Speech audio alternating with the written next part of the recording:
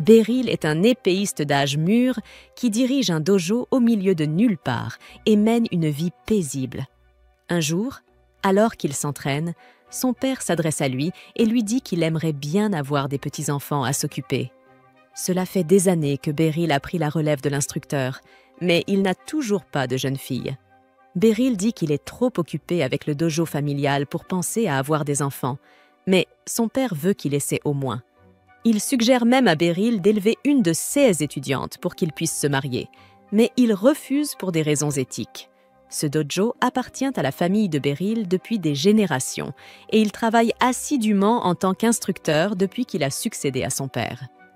Autrefois, il rêvait d'accomplir de grandes choses, comme devenir un célèbre maître de sabre, mais bien qu'il soit certainement un meilleur épéiste que le commun des mortels, il ne pense pas que ses compétences soient dignes du titre de maître de sabre.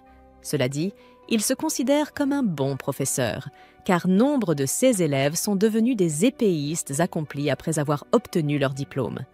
Une fois l'entraînement terminé, Beryl rentre chez lui pour dîner avec ses parents, mais son père insiste toujours pour qu'il se marie. Le père de Beryl essaie de convaincre sa femme, une amie, de faire pression sur Beryl pour qu'il se marie. Mais elle dit que ces choses prennent du temps et qu'il n'y a donc pas lieu de le presser. Cependant, elle attend toujours de Beryl qu'il lui donne un petit enfant. Beryl s'étouffe un peu en mangeant, car c'est beaucoup plus facile à dire qu'à faire, surtout qu'il n'a pas encore de petite amie et que ce n'est pas comme si une jolie fille allait se présenter à sa porte. Quelques secondes plus tard, on frappe à la porte et Beryl ouvre pour découvrir une jolie fille. Elle le salue comme son maître. Et après l'avoir regardée de plus près, Beryl se rend compte qu'il s'agit d'une de ses anciennes élèves, Aluxia Citrus. Beryl l'invite à entrer et lui offre une tasse de thé pour qu'elle puisse discuter. Beryl se souvient qu'Aluxia était une élève douée lorsqu'il l'a formée, mais il n'aurait jamais pu s'attendre à ce qu'elle devienne la commandante de l'ordre des chevaliers royaux. Beryl lui demande pourquoi elle est venue lui rendre visite, et Aluxia lui explique qu'une partie de son devoir en tant que commandant des chevaliers est de former les nouvelles recrues, et qu'elle a donc pris l'initiative de recommander Beryl en tant qu'instructeur spécial pour l'épée. Beryl est heureux de voir qu'elle accorde autant de valeur à son cadeau, mais il ne pense pas que cette épée soit assez bonne pour une commandante chevalier comme elle. Il dit qu'elle pourrait trouver quelque chose de mieux chez n'importe quel autre forgeron, mais Aluxia affirme que cette épée est parfaite pour elle. Beryl suppose qu'elle y est aussi attachée parce qu'en tant qu'ancien maître, elle croit encore que tout ce qu'elle reçoit de lui est supérieur. Mais lui, il n'est qu'un simple épéiste, alors il ne pourrait jamais être un instructeur spécial. À ce moment-là, Aluxia prend la parole et dit qu'elle est ravie que le maître épéiste Campagnard arrive enfin dans la capitale. Beryl ne comprend pas de qui elle parle, car il n'est pas un campagnard, et encore moins un maître épéiste. Mais elle lui explique qu'il est bien connu dans le monde de l'escrime. Il a formé des dizaines d'élèves qui sont devenus des épéistes légendaires et des aventuriers, donc il est un peu une légende vivante, même si Aluxia n'aime pas le surnom qu'on lui a donné. Beryl trouve l'histoire intéressante, mais il est persuadé qu'Aluxia est la seule à le considérer comme un maître épéiste. Bientôt, ils arrivent à la capitale royale. Aluxia dépose alors Beryl dans une auberge pour qu'il puisse se reposer, et elle lui dit qu'elle viendra le chercher le lendemain matin. Beryl est heureux de voir qu'elle apprécie autant son cadeau, mais il pense que cette épée n'est pas assez bonne pour être utilisée par une commandante de chevalerie comme elle. Il dit qu'elle pourrait trouver mieux chez n'importe quel autre forgeron, mais Aluxia dit que cette épée est parfaite pour elle. Beryl suppose qu'elle doit être si attachée à cette épée parce qu'en tant qu'ancien maître, elle croit toujours que tout ce qu'elle reçoit de Beryl est supérieur. Mais il n'est qu'un épéiste ordinaire, et il ne pourra jamais être un instructeur spécial. C'est alors qu'Aluxia prend la parole et dit qu'elle est ravie que le maître d'épée Péquenot vienne enfin à la capitale. Beryl n'a aucune idée de qui elle parle, car ce n'est pas un Péquenot, et ce n'est certainement pas un maître d'épée. Mais elle lui dit qu'il est bien connu dans le monde de l'épée. Il a formé des dizaines d'élèves qui sont devenus des épéistes et des aventuriers légendaires. C'est donc un peu une légende vivante, même si Aluxia n'est pas contente du surnom qu'on lui a donné. Beryl trouve l'histoire intéressante, mais il est convaincu qu'Aluxia est la seule à le considérer comme un maître d'épée. Ils arrivent bientôt à la capitale royale et Aluxia dépose Beryl dans une auberge pour qu'il puisse se reposer et lui dit qu'elle viendra le chercher demain matin. Le lendemain, Aluxia emmène Beryl au château et le présente à l'ordre des chevaliers. Elle informe toutes les recrues que Beryl est si fort que même elle ne serait pas de taille à l'affronter et qu'elle devrait donc se sentir honorée d'avoir un homme aussi compétent comme professeur. Cependant, quelques chevaliers pensent que Beryl ne mérite pas d'occuper un poste aussi élevé et l'un d'entre eux est particulièrement mécontent de cette situation. Un peu plus tard, Beryl discute avec Aluxia dans les couloirs et elle le félicite d'être devenu officiellement un instructeur spécial. Elle dit à Enki qu'il ne doit venir entraîner les recrues que 3 ou 4 fois par mois, ce qui ne devrait pas trop interférer avec ses cours habituels au dojo. À ce moment-là, une jeune fille arrive en courant vers Beryl et elle est tellement excitée de revoir son maître qu'elle a du mal à se contenir. Elle s'appelle Kiruni et a étudié au dojo de Beryl il y a 2 ans. Il se souvient que son rêve était de rejoindre l'ordre des chevaliers et il est heureux de voir qu'elle l'a réalisé. Bien que Kiruni ne soit encore qu'une élève, elle a encore beaucoup de travail à faire avant de devenir un véritable chevalier. Cela dit, elle est heureuse de pouvoir à nouveau s'entraîner sous la direction de Beryl, et il en va de même pour Aluxia. Plus tard dans la journée, Beryl rentre chez lui, mais en ouvrant la porte, il s'aperçoit qu'un autre de ses élèves est venu lui rendre visite. Il s'appelle Randrid, et il est venu présenter à Beryl sa femme et son enfant nouveau-né. Beryl est heureux de voir que Randrid s'en sort bien, mais son père l'interrompt en disant que Beryl ne devrait pas revenir à la maison tant qu'il n'aura pas, lui aussi, une femme et un enfant comme Randrid. En parlant de Randrid, après avoir obtenu son diplôme au dojo de Beryl, il est devenu un aventurier de rang platine. Mais maintenant qu'il a un enfant, il souhaite prendre sa retraite et revenir vivre au village. Le rang platine est assez difficile à atteindre, donc Beryl est surpris que Randrid soit prêt à y renoncer aussi facilement. Mais en même temps, être aventurier est un métier dangereux, donc il ne veut probablement pas prendre de risques alors qu'il a un enfant à élever. Pendant qu'il est là, Randrid promet de faire de son mieux pour gérer le dojo, mais Beryl ne comprend pas du tout de quoi il parle.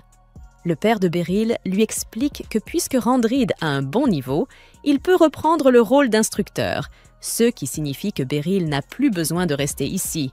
En d'autres termes, son père le met à la porte, même si c'est Beryl qui possède cette maison. Le lendemain, Beryl explique toute la situation à Aluxia et lui dit qu'il doit trouver une maison ici, en ville. L'auberge qu'il avait choisie la veille était un peu trop luxueuse pour y rester en permanence, donc il veut trouver un endroit plus abordable, et Aluxia est plus qu'heureuse de l'aider dans ses recherches. Elle lui demande s'il aimerait venir vivre chez elle, mais Beryl ne trouve pas cela approprié. À la grande déception d'Aluxia, il décline donc son offre. Aluxia lui demande alors s'il aimerait aller manger quelque chose avec elle puisqu'il est l'heure du déjeuner, et Beryl accepte, donc ils se mettent en route vers un restaurant. Cependant, alors qu'ils marchent, quelqu'un interpelle Aluxia en la traitant de sans-gêne pour se promener en ville avec un homme et l'appeler « maître », sans la moindre hésitation. La jeune femme et Aluxia semblent avoir un passif peu agréable, et la fille trouve scandaleux qu'une fière commandante chevalier traîne ainsi avec un homme au hasard. Beryl essaie de cacher son visage pour éviter tout conflit, mais la fille veut voir qui il estimate. Elle tire donc la carte qu'il tenait devant lui, et dès qu'elle le reconnaît, elle l'appelle aussi « maître ». Beryl est confus, car il ne voit pas du tout qui elle est. Alors elle lui rappelle qu'elle s'appelle Surena, et qu'il l'a autrefois sauvée et lui a appris à manier une épée. Il lui faut un moment pour se souvenir, mais il finit par se rappeler d'une jeune fille blessée qu'il avait trouvée il y a 20 ans. Il l'avait recueillie, soignée, puis formée au combat. Mais il ne l'avait pas revue depuis plus de 10 ans. Alors il est agréablement surpris de voir qu'elle est devenue une aventurière de rang noir. Surena s'excuse de ne pas être venue lui rendre visite toutes ces années, mais elle est aussi curieuse de savoir pourquoi il est soudainement dans la capitale royale. Aluxia explique que Beryl a été nommé instructeur spécial pour l'ordre des chevaliers, donc il déménage dans la capitale et qu'elle l'aide à trouver une auberge adaptée. Cependant, Surena affirme qu'elle serait bien meilleure pour ça, car en tant qu'aventurière, elle a l'habitude de loger dans des auberges. Surena et Alucia commencent à se disputer pour savoir qui ira à la chasse au logement avec Beryl. Et Beryl se demande pourquoi ces S2-là se détestent autant. Mais avec leur aide, il finit par trouver une auberge qui lui convient. Il les remercie tous les deux pour leur aide, mais leur demande de cesser de se disputer pour lui, car il ne peut plus entendre de cris. Par respect pour Beryl, ils cessent de se disputer et rentrent tranquillement chez eux.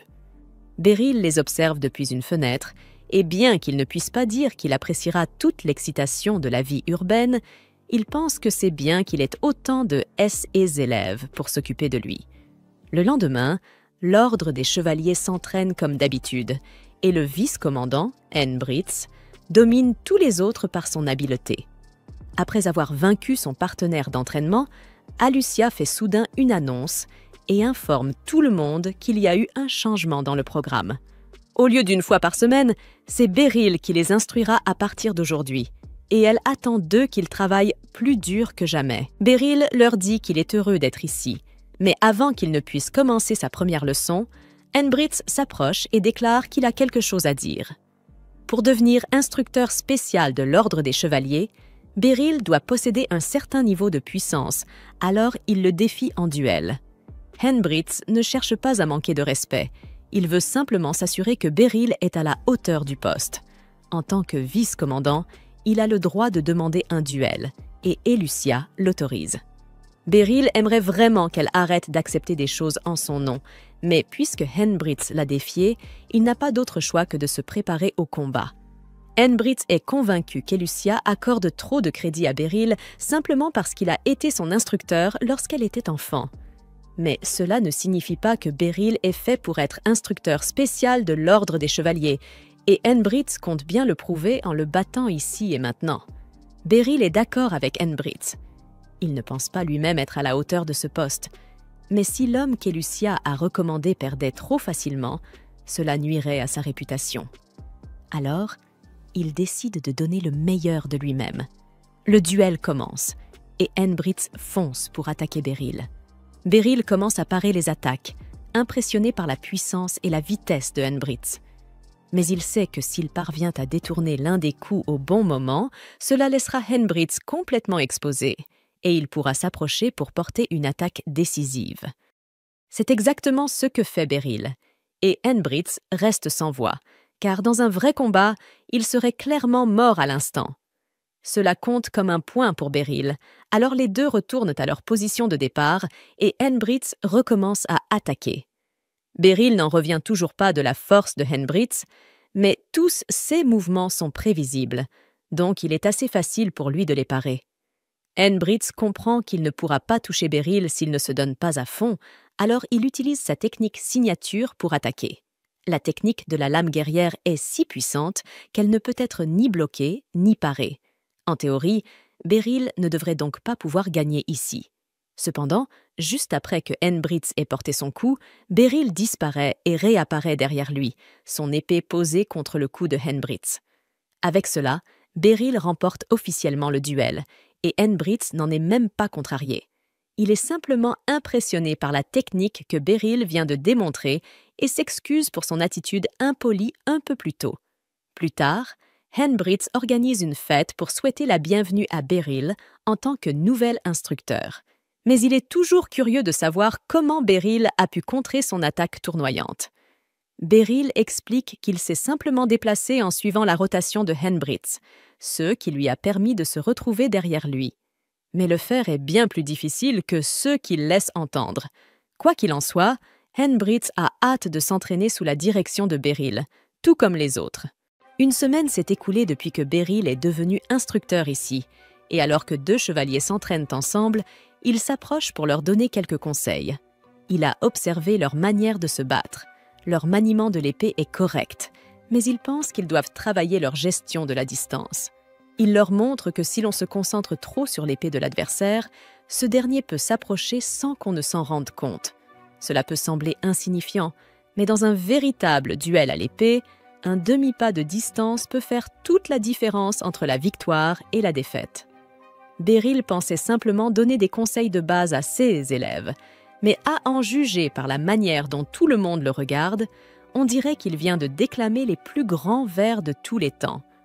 Depuis le duel de Beryl contre Henblitz, les chevaliers prennent chacune de ses paroles comme une vérité sacrée, et il doit admettre que cela rend son travail beaucoup plus facile.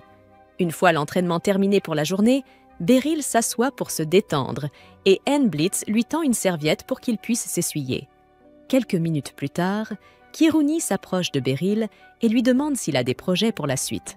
Beryl n'avait rien de prévu. Alors Kiruni lui propose de lui faire visiter la ville. Maintenant qu'il y pense, Beryl se rend compte qu'il n'a pas encore eu l'occasion de voir grand-chose de Baltrin. Alors il accepte l'invitation de Kiruni, qui part aussitôt, toute excitée, pour se changer. Pendant ce temps, Alucia est occupée à rencontrer les responsables royaux pour leur faire un rapport sur l'état de l'ordre des chevaliers, surtout avec l'arrivée récente d'un nouvel instructeur spécial. Alucia les assure que Beryl a dépassé toutes les attentes. Et comme il n'y a plus rien à discuter, la réunion prend fin. On l'avait prévenue que si elle voulait continuer à développer ses compétences en escrime, elle devrait éviter de devenir capitaine de la médecine à cause de toute la bureaucratie. La seule raison pour laquelle elle a accepté ce poste, c'était parce qu'elle avait besoin d'une position de pouvoir pour faire venir Beryl à la capitale.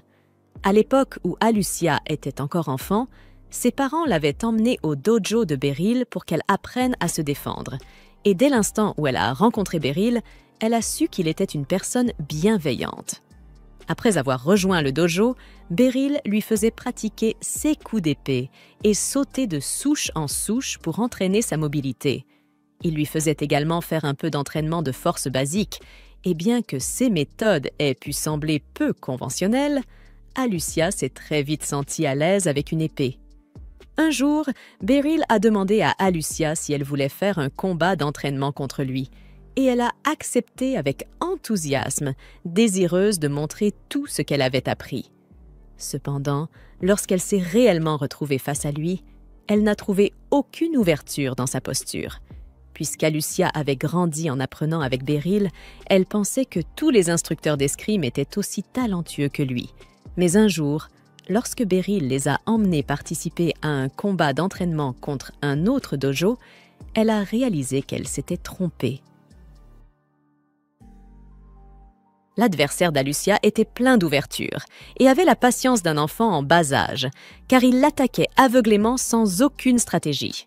Comme on pouvait s'y attendre, Alucia l'a complètement écrasé, et ce n'était même pas un véritable défi pour elle. Une fois le combat d'entraînement terminé, Beryl et ses élèves commencent à rentrer à leur dojo, et Beryl est heureux que ses élèves aient eu l'occasion d'affronter des personnes ayant des styles de combat différents. À ce propos, Alucia demande à Beryl si son dojo est meilleur que la moyenne comparée aux autres, mais il n'aime pas penser les choses en ces termes. Certes, ils ont peut-être gagné le combat d'aujourd'hui, mais il est bien plus important de se concentrer sur ce qu'on a appris de l'expérience, plutôt que sur la victoire ou la défaite. Alucia comprend le message que Beryl essaie de faire passer, mais elle remarque alors que sa barrette a disparu. Elle se rend compte qu'elle a dû la faire tomber au dojo précédent, et comme elle y tient beaucoup, elle dit à Beryl qu'elle retourne la chercher. Alucia finit par revenir à l'autre dojo et commence à chercher la barrette qu'elle a perdue, mais malheureusement, il semble que le gars qu'elle a vaincu l'ait trouvée avant elle. Pendant un instant, il a semblé vouloir être sympa et la lui rendre sans problème, mais ce serait trop logique. À la place, il jette la barrette à l'intérieur du dojo et dit à Alucia qu'elle devra affronter tout le monde en même temps si elle veut la récupérer. Elle l'a peut-être battue lors du combat d'entraînement, mais selon lui, il est impossible de perdre maintenant qu'il a tous ses amis derrière lui. Vu à quel point leurs compétences à l'épée étaient mauvaises plus tôt, Alucia aurait sans doute une bonne chance de tous les battre seule, mais elle sait que Beryl ne voudrait pas qu'elle utilise ses talents pour tabasser les autres. Alors elle reste immobile, totalement prête à se faire frapper. Cependant, avant que le type ne puisse lui coller un coup au visage, Beryl se place devant Alucia et encaisse le coup à sa place. Le coup ne lui a pas fait de dégâts, mais ça a tout de même un peu piqué. Alors il demande au garçon si c'est vraiment ainsi qu'ils souhaitent utiliser leur escrime. Le type ne comprend toujours pas à quel point ce qu'il fait est déplacé. Alors il tente de frapper Beryl à la tête cette fois. Mais Beryl esquive facilement en se baissant et désarme son adversaire d'un seul geste fluide. Il part ensuite plusieurs attaques des amis du type, mais avant que la situation ne dégénère davantage, le maître du dojo arrive. Ayant entendu le vacarme, il s'est précipité sur place, et il est profondément déçu de voir ses élèves se comporter de manière aussi honteuse. Il s'agenouille pour présenter des excuses sincères à Beryl et promet de veiller à ce que cela ne se reproduise jamais. Beryl et Alucia rentrent ensuite ensemble et Beryl lui explique qu'il avait un mauvais pressentiment quand elle est retournée chercher sa barrette, alors il l'a suivie pour s'assurer qu'elle allait bien. Alucia se sent coupable parce que Beryl a été frappé à cause d'elle, mais il lui dit que ce n'était pas si grave. Et puis, elle n'a rien fait de mal, donc elle ne doit pas se blâmer pour ce qui s'est passé. Au contraire, il pense que c'est de sa faute à lui, car en tant que maître d'Alucia, il n'aurait pas dû la laisser partir seule dans une situation potentiellement dangereuse. Les années passent et Alucia se retrouve au milieu d'un autre combat d'entraînement avec Beryl. La posture de Beryl est toujours aussi solide, mais cette fois, alors qu'il abat son épée, Alucia parvient à suivre son rythme et marque un point contre lui pour la première fois. Beryl est surpris par les progrès d'Alucia, mais il estime qu'elle est enfin prête à être diplômée de son dojo. Alors il lui remet son épée de cérémonie de fin d'apprentissage. À ce moment-là, Alucia avait compris que Beryl ignorait totalement à quel point ses compétences à l'épée étaient divines. Et elle ne voulait vraiment pas quitter son dojo car elle sentait qu'elle avait encore tant à apprendre de lui. Mais en même temps, elle ne voulait pas lui causer de problème. Alors elle ne l'a pas contredit. À la place, elle s'est donnée pour mission de prouver que les techniques de Beryl surpassaient toutes les autres. Alors elle s'est inscrite au programme de l'Ordre des Chevaliers et a passé l'examen d'entrée. Et comme elle s'y attendait, pendant le test, aucun des autres candidats ne faisait le poids face à l'entraînement que Beryl lui avait donné. Même les examinateurs n'arrivaient pas à suivre son rythme, alors il n'aurait jamais eu la moindre chance contre Beryl. Il possède un temps de réaction quasi surhumain et des capacités d'observation qui dépassent de loin celles de toute personne normale, donc Alucia n'a aucun doute. Beryl est le plus grand épéiste du monde. Cependant, Beryl n'a pas conscience de son propre talent, et connaissant sa personnalité, il vivrait volontiers le reste de sa vie comme un maître épéiste inconnu. Mais Alucia refuse de laisser son maître rester dans l'ombre. Grâce à ses compétences, elle gravit lentement les échelons de l'Ordre des Chevaliers dans l'espoir d'obtenir le pouvoir nécessaire pour soutenir Beryl. Et au moment où elle atteignit enfin le poste de commandante des Chevaliers, 10 années s'étaient écoulées depuis qu'elle avait quitté le dojo de Beryl. Et pendant tout ce temps, Beryl était devenu encore plus impressionnant qu'elle ne s'en souvenait. Elle se sent un peu coupable de l'avoir nommé instructeur sans lui demander son avis. Mais c'était la seule façon de le faire sortir de son village et de lui obtenir un peu de reconnaissance. Elle retourne à la salle d'entraînement et retrouve Emblitz pour lui demander comment s'est passée la séance avec Beryl. Emblitz lui dit que c'était incroyable et qu'ils ont tous énormément appris de lui aujourd'hui. Alucia ne voit pas Beryl dans les environs, alors elle demande s'il est déjà rentré chez lui pour la journée. Mais Emblitz lui répond qu'en réalité, il est parti avec Kiruni, car elle voulait lui faire visiter la ville. Alucia ressent un peu de jalousie en entendant cela, car cela signifie que Kiruni a en quelque sorte invité Beryl à un rendez-vous, et elle aurait aimé y penser la première. Pendant ce temps, lors du rendez-vous entre Beryl et Kiruni, elle lui montre toutes les jolies boutiques de la ville, et Beryl est impressionné par l'animation du lieu comparé à son village. Cependant, il se demande pourquoi Kiruni l'a emmené dans le quartier ouest alors que toutes les attractions touristiques, comme le palais de l'église, se trouvent normalement dans le quartier nord. Kiruni admet qu'il a raison, mais elle explique que lorsqu'on vit dans la ville assez longtemps, on voit le palais et l'église tout le temps, donc cela devient un peu ennuyeux avec le temps. Mais Beryl, lui, avait vraiment hâte de les voir. Alors qu'ils continuent à marcher à travers le marché, Beryl entend quelqu'un l'appeler. Alors il se retourne et voit une jeune femme s'approcher de lui. Elle l'appelle « maître », Donc elle doit être une de ses anciennes élèves, mais il n'a aucune idée de qui elle estimated. Elle semble aussi bien connaître Kiruni, mais malgré cela, il ne parvient toujours pas à la reconnaître. La jeune femme est déçue que son maître l'ait oubliée, alors elle pointe son épée vers lui pour lui rappeler qu'elle faisait partie de ses diplômés. Beryl réfléchit quelques instants de plus, et il se souvient enfin d'elle. Elle s'appelle Ficelle, et elle était effectivement l'une de ses élèves. Elle a passé 2 ans à s'entraîner aux côtés de Kiruni, même si elle avait un tout autre look à l'époque. Cela fait 5 ans que Beryl ne l'a pas vue, donc c'est normal qu'elle ait beaucoup changé depuis. Et elle s'en sort plutôt bien dans la capitale, car elle est désormais la meilleure élément de la brigade magique. Beryl est heureux d'apprendre qu'elle réussit, mais il est un peu surpris qu'elle ait rejoint la brigade magique, car il ne se souvient pas lui avoir jamais enseigné quoi que ce soit sur la magie. Kiruni demande à Ficelle si elle est venue faire du shopping. Alors elle explique qu'elle est là pour acheter des accessoires magiques. Beryl n'a jamais entendu parler d'accessoires magiques auparavant, alors Ficelle en prend un et explique que cela permet à n'importe qui d'utiliser la magie. Bien qu'elle soit capable d'utiliser la magie sans aucun accessoire, Beryl est surpris d'apprendre que Ficelle peut vraiment utiliser la magie par elle-même. Mais après tout, elle a bien dit qu'elle faisait partie de la brigade magique. Donc cela a du sens. C'est alors que Beryl entend une femme crier « On vient de lui voler son sac à main ». Dès qu'il voit cela, Beryl se prépare à poursuivre le voleur. Mais avant qu'il ne fasse quoi que ce soit, Faisal lui dit qu'il peut la laisser s'en charger. Elle dégaine alors son épée, l'enveloppe de magie, puis donne un coup dans la direction du voleur. Sa frappe libère une onde magique qui ligote les jambes du voleur. Et dès qu'il tombe au sol, Karuni l'appréhende. Beryl est impressionnée par la façon dont elles ont géré la situation, surtout par la magie de Faisal, car il n'avait jamais rien vu de tel auparavant. Faisal explique qu'elle recouvre simplement son épée de magie à chaque fois qu'elle se bat, et que l'entraînement de Beryl l'aide énormément à adapter la magie au combat. Elle lui en est reconnaissante. Et Beryl est tout aussi reconnaissant que Faisal continue à utiliser les techniques qu'il lui a enseignées. Le lendemain matin, Beryl se réveille tôt pour se promener dans la ville, mais alors qu'il marche, il entend quelqu'un l'appeler par son nom. Il se retourne et voit une petite fille debout.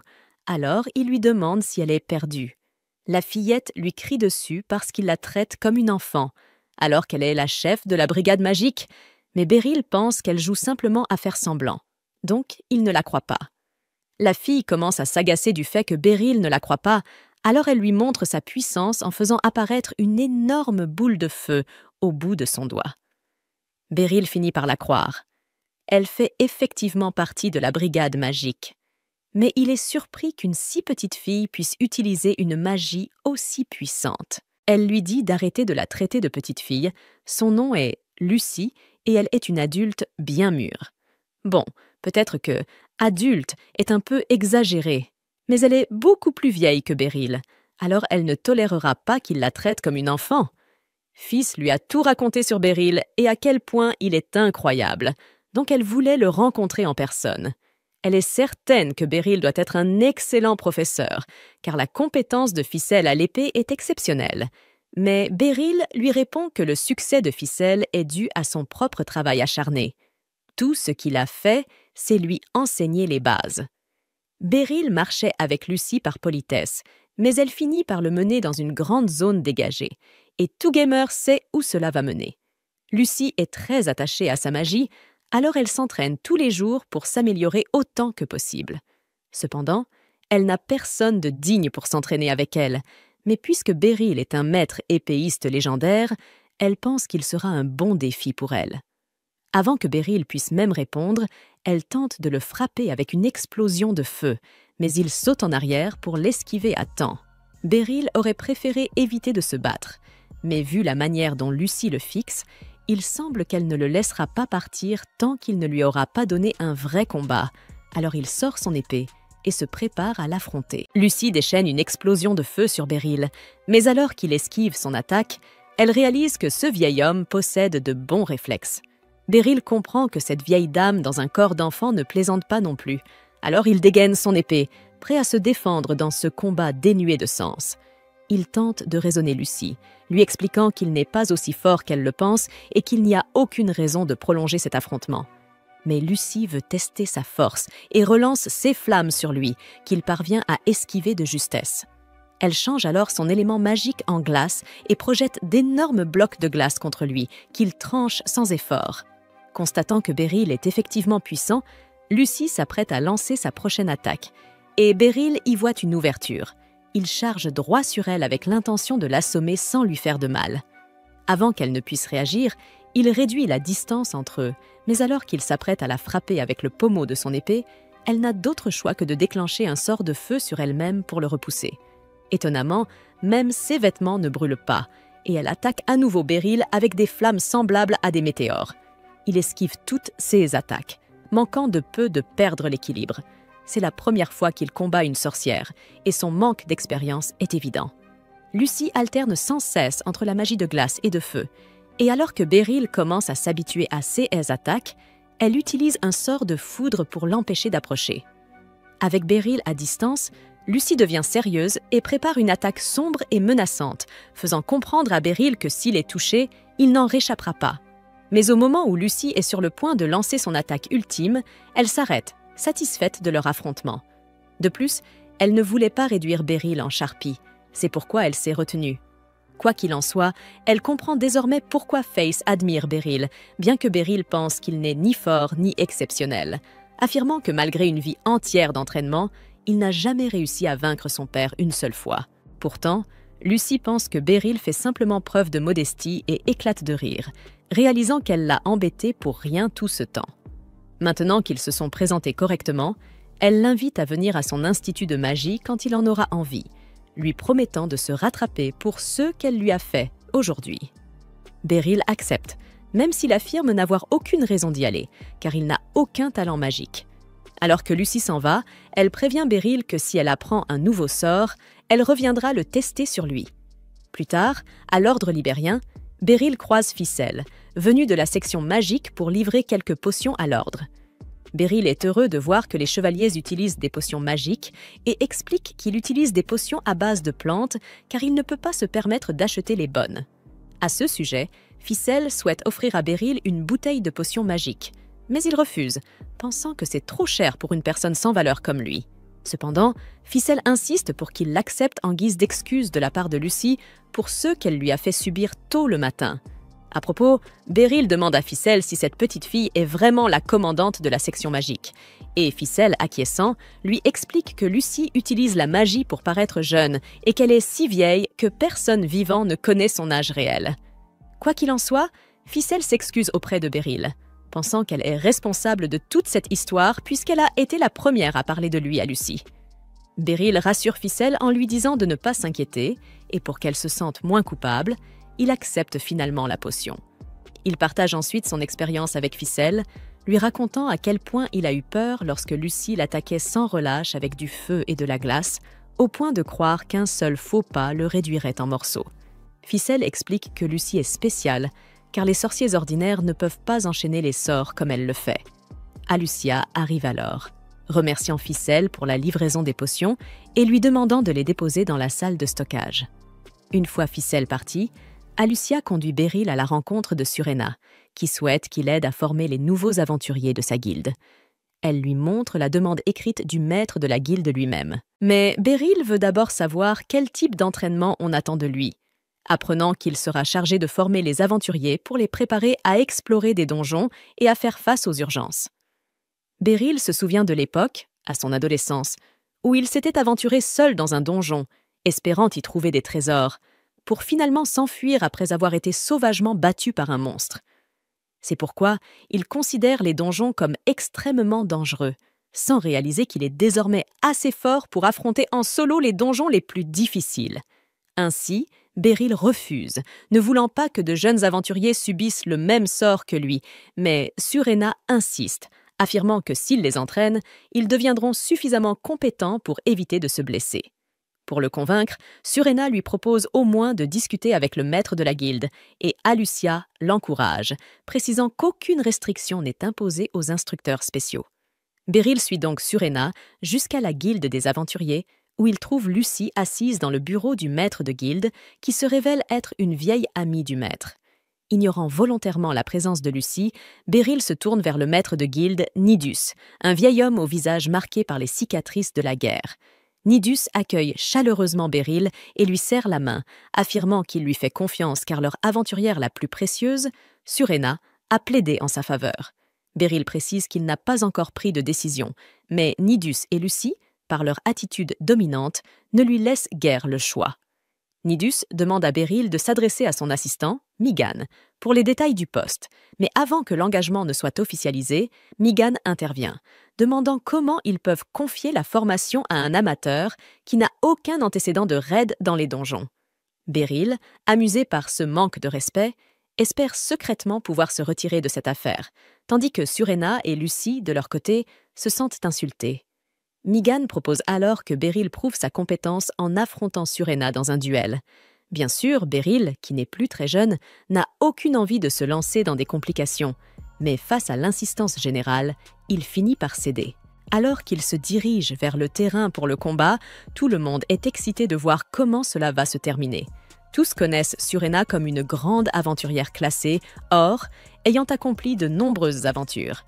Pour son âge, elle fait preuve d'une grande intelligence et d'un talent remarquable.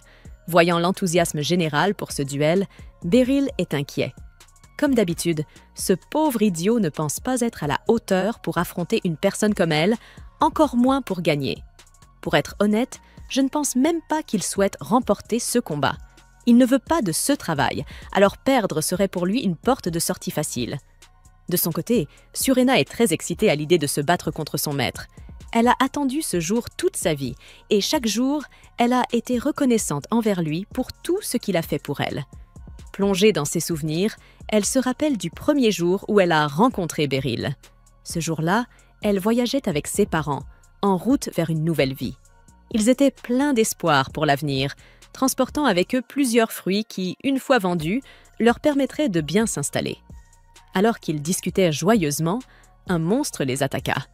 Six Parents savaient qu'ils n'avaient aucune chance de survivre, et dans une situation désespérée, ils firent de leur mieux pour assurer la sécurité de leur fille. Ils la jetèrent dans un fossé, et elle ferma les yeux, attendant son sauveur. Finalement, elle ne rencontra pas son sauveur au paradis, mais bien sur terre, tel un bon samaritain. Beryl prit sur lui de la recueillir et de la ramener chez lui.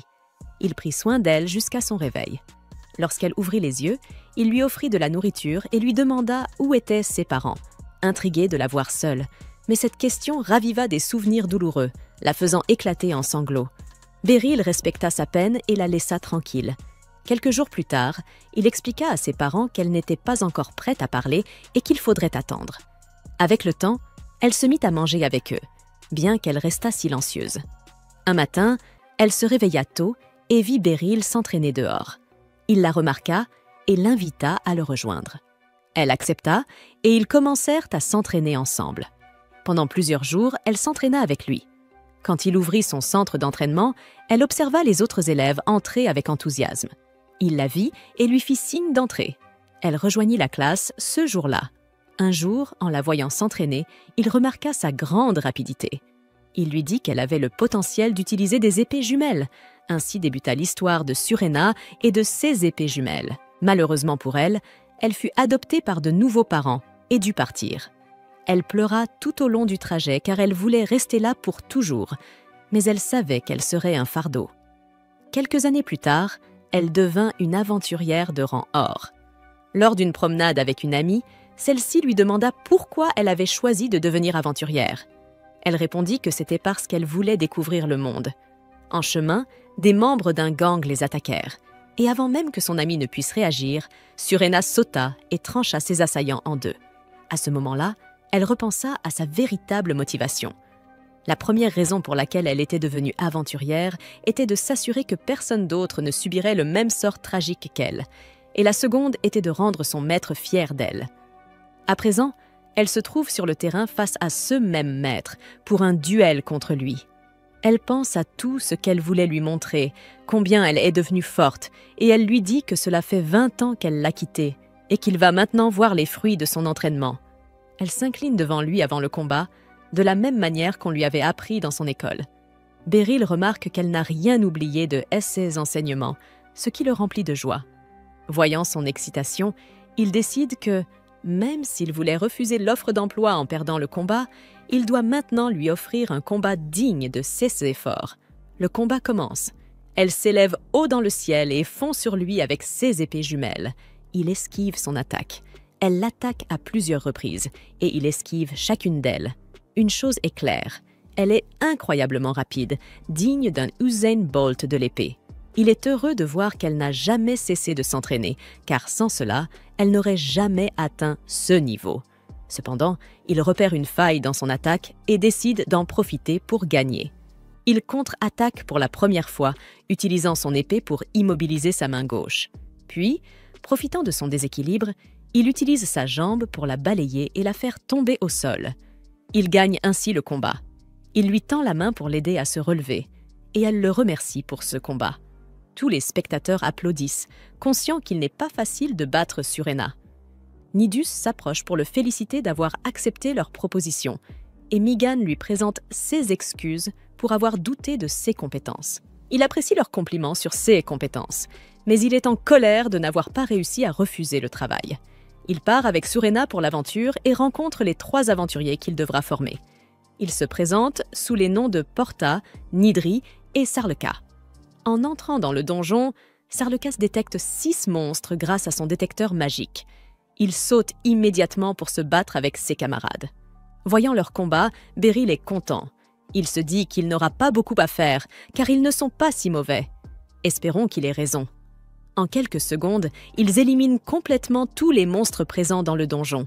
Ils s'apprêtent à partir, mais Surena est inquiète.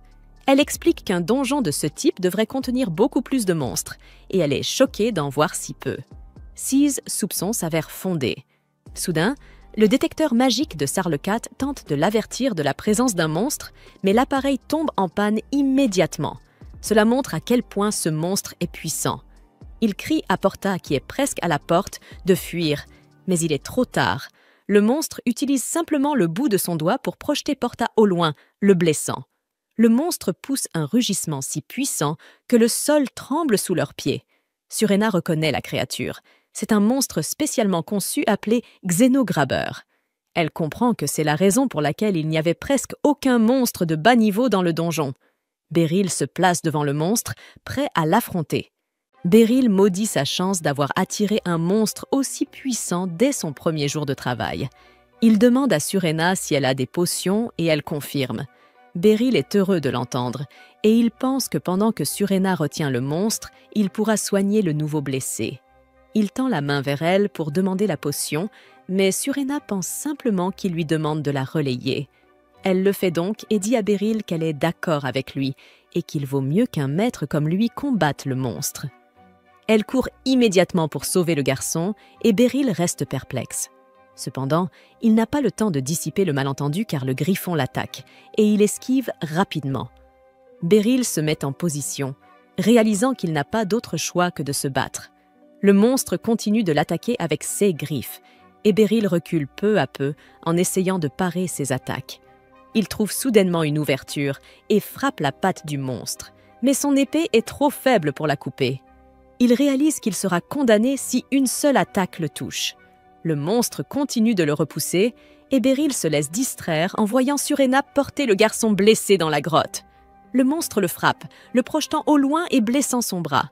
Beryl décide de changer de stratégie et charge directement le griffon, mais celui-ci crache une boule de feu qui le frôle de justesse.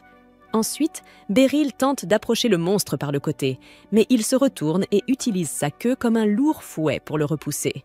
Cependant, Beryl résiste et coupe la queue du monstre, ce qui le rend furieux. Le monstre crache une autre boule de feu sur lui, puis le percute de toute sa force, l'entraînant à travers la forêt. Beryl parvient à grimper sur le dos du griffon, mais celui-ci s'élève soudainement dans le ciel, brisant le mur du son en essayant de le faire tomber.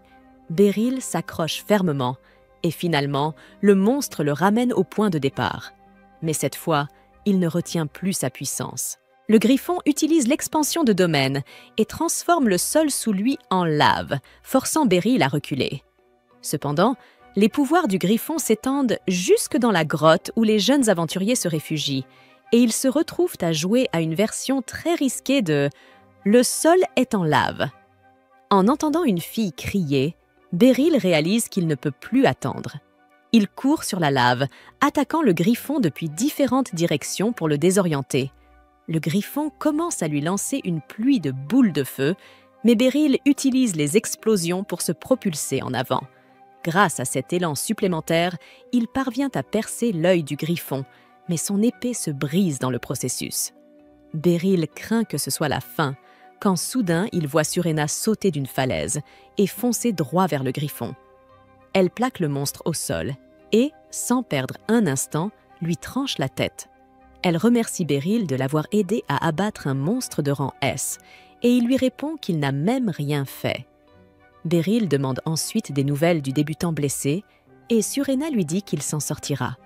Après cela, Surena et Beryl se rendent au siège de la guilde et présentent la preuve de la mise à mort du monstre de rang S au maître de guilde.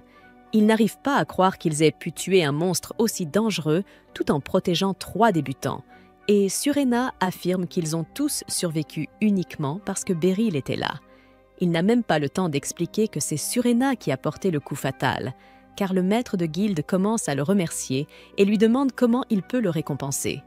Il lui propose de le promouvoir immédiatement au rang d'aventurier de haut niveau, mais Beryl refuse aussitôt cette offre, car il n'est pas intéressé par le fait de risquer sa vie chaque jour. Après cela, la guilde envoie une équipe pour récupérer le corps du griffon, et Surena remercie Beryl pour ce qu'il a fait aujourd'hui. Il refuse de s'attribuer trop de mérite et dit qu'ils ont gagné sans perte grâce aux bonnes décisions qu'elle a prises.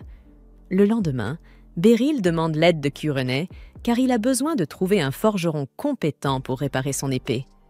Alucia les accompagne par pure jalousie, mais elle dit à Beryl qu'elle l'aidera à choisir une nouvelle épée, meilleure et adaptée à sa force et à ses compétences. Une fois arrivé à la forge, Beryl reconnaît immédiatement le forgeron.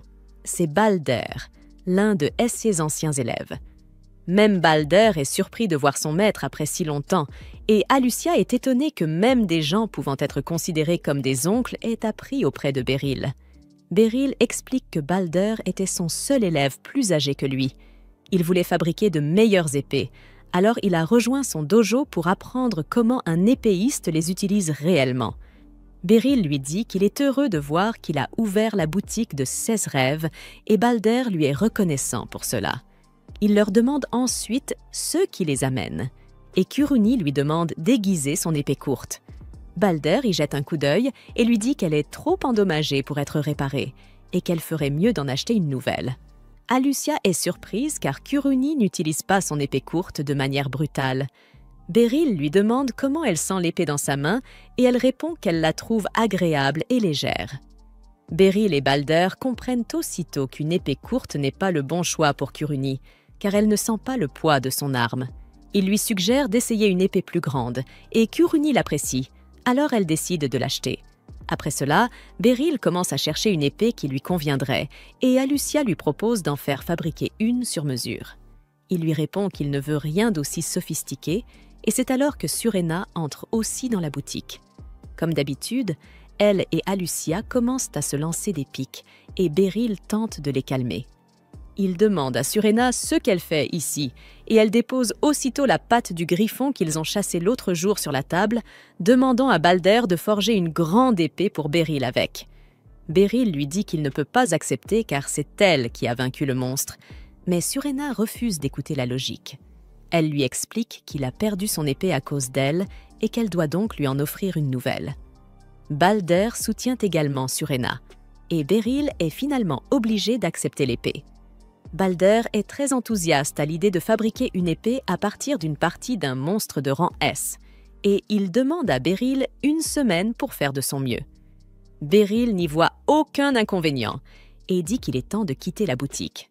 Mais Kuruni lui demande alors de l'entraîner à manier correctement la grande épée. Beryl lui explique qu'une grande épée a 2 principales fonctionnalités. Premièrement, on peut mettre beaucoup de force dans ses coups et il est préférable de balancer l'épée latéralement pour bien utiliser son élan. Deuxièmement, on peut tenir l'épée par le ricasso pour la manier plus facilement. Kuruni essaie, et cela lui rappelle des souvenirs, car lorsqu'elle faisait partie du dojo de Beryl, elle avait passé des heures à apprendre à bien manier son épée. Plus tard dans la nuit, Beryl rentre seul chez lui et remarque un enfant qui s'approche de lui. Normalement, il n'y aurait prêté aucune attention, mais alors qu'ils se croisent, elle essaie de fouiller dans la veste de Beryl pour lui voler son argent. Beryl la surprend en flagrant délit et lui attrape le bras pour l'empêcher de s'enfuir. Mais soudain, elle le frappe avec de la magie de feu pour le distraire. Son plan fonctionne car Beryl est obligée de la lâcher pour se protéger. Elle s'enfuit alors dans la nuit et finit par entrer dans un bâtiment délabré où des hommes sont en train de jouer aux cartes. En passant devant eux, elle remet tout l'argent qu'elle a réussi à voler ce soir-là, mais les hommes ne sont pas satisfaits du montant et l'accusent de paresse. Cependant, leur chef intervient et leur ordonne de se taire, car Maui ne ferait jamais cela intentionnellement. Après tout, elle sait qu'il y aura des conséquences si elle lui désobéit. Le visage de Maui reste impassible, mais elle sait à quel point le chef peut être cruel. Alors elle ne peut pas se permettre de continuer à faire des erreurs. Cependant, elle se rend soudain compte qu'elle a commis une énorme erreur, car dans sa précipitation à fuir Beryl, elle a accidentellement fait tomber sa bague, que Beryl vient de retrouver. Le lendemain, dans la salle d'entraînement, Karuni s'exerce toujours avec sa nouvelle grande épée, tandis que Hemblitz s'entraîne en duel contre Beryl de l'autre côté de la salle. Jusqu'à présent, il n'a pas réussi à toucher Beryl une seule fois. Alors, lorsqu'il fonce pour porter un dernier coup, il feinte une attaque par le haut et vise plutôt l'abdomen de Beryl. Beryl est impressionné par la technique, mais parvient tout de même à la contrer. Et Hemblitz perd le combat. Hemblitz remercie Beryl pour la leçon, et Beryl le félicite d'avoir autant progressé en si peu de temps. Ce mouvement était presque parfaitement exécuté, mais cela ne suffisait toujours pas à surpasser les réflexes de Beryl. À ce moment-là, Hemblitz regarde Karuni et fait remarquer qu'il faut beaucoup de courage pour changer soudainement d'arme comme elle l'a fait, mais qu'elle montre un grand potentiel. Et c'est vraiment important que l'ordre des chevaliers améliore sa puissance de combat, afin de pouvoir affronter le groupe de voleurs connu sous le nom de Mains sombres du crépuscule. 6 voleurs du crépuscule ont récemment commencé leurs opérations dans la capitale et causent beaucoup de troubles. La garde royale et l'ordre des chevaliers mènent l'enquête. Dès qu'ils localiseront la planque des voleurs du crépuscule, ils prévoient de mener un raid et d'arrêter tous les malfaiteurs. Mais pour être prudents, ils auront besoin de toutes les forces disponibles, et Karuni est une véritable force de la nature. Bien sûr, Hemblitz est convaincu que Beryl pourrait facilement neutraliser les voleurs du crépuscule à lui seul, mais il ne veut pas l'ennuyer avec ce genre de tâches ennuyeuses, alors il lui dit qu'il peut laisser tout le travail aux chevaliers de l'ordre. Mais de toute façon, Beryl n'avait pas vraiment envie de se battre. Il n'a jamais affronté de criminel Hans auparavant, et il ne compte pas commencer maintenant. Pourtant, il se souvient de la bague qu'il a récupérée sur une pickpocket hier, et il se demande si cela pourrait aider dans l'enquête. Cependant, dès que Karuni aperçoit la bague dans sa main, elle pense que Beryl prévoit de l'offrir à quelqu'un en cadeau, et Hemblitz est d'accord avec elle. Beryl essaie d'expliquer que cette bague n'est pas un cadeau, mais avant qu'il puisse dire quoi que ce soit, Karuni lui dit qu'il devra peut-être prendre une bague plus grande s'il veut demander à Lucia en mariage, car celle-ci semble faite pour un enfant. Beryl n'a aucune idée d'où elle a tiré l'idée qu'il allait demander quelqu'un en mariage, mais il réussit enfin à parler et explique qu'il a été visé par une pickpocket la veille.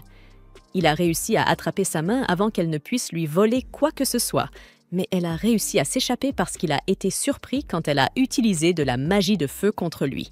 Kirumi trouve toute cette situation étrange, car si la fille peut utiliser de la magie, elle n'aurait pas besoin de se livrer à du volume à la tire.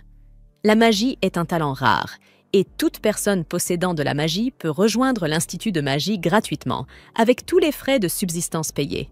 Hemblitz suggère que la fille pourrait avoir utilisé un accessoire magique pour lancer le feu, mais dans tous les CA, il demande à Beryl ce qu'il compte faire de la bague.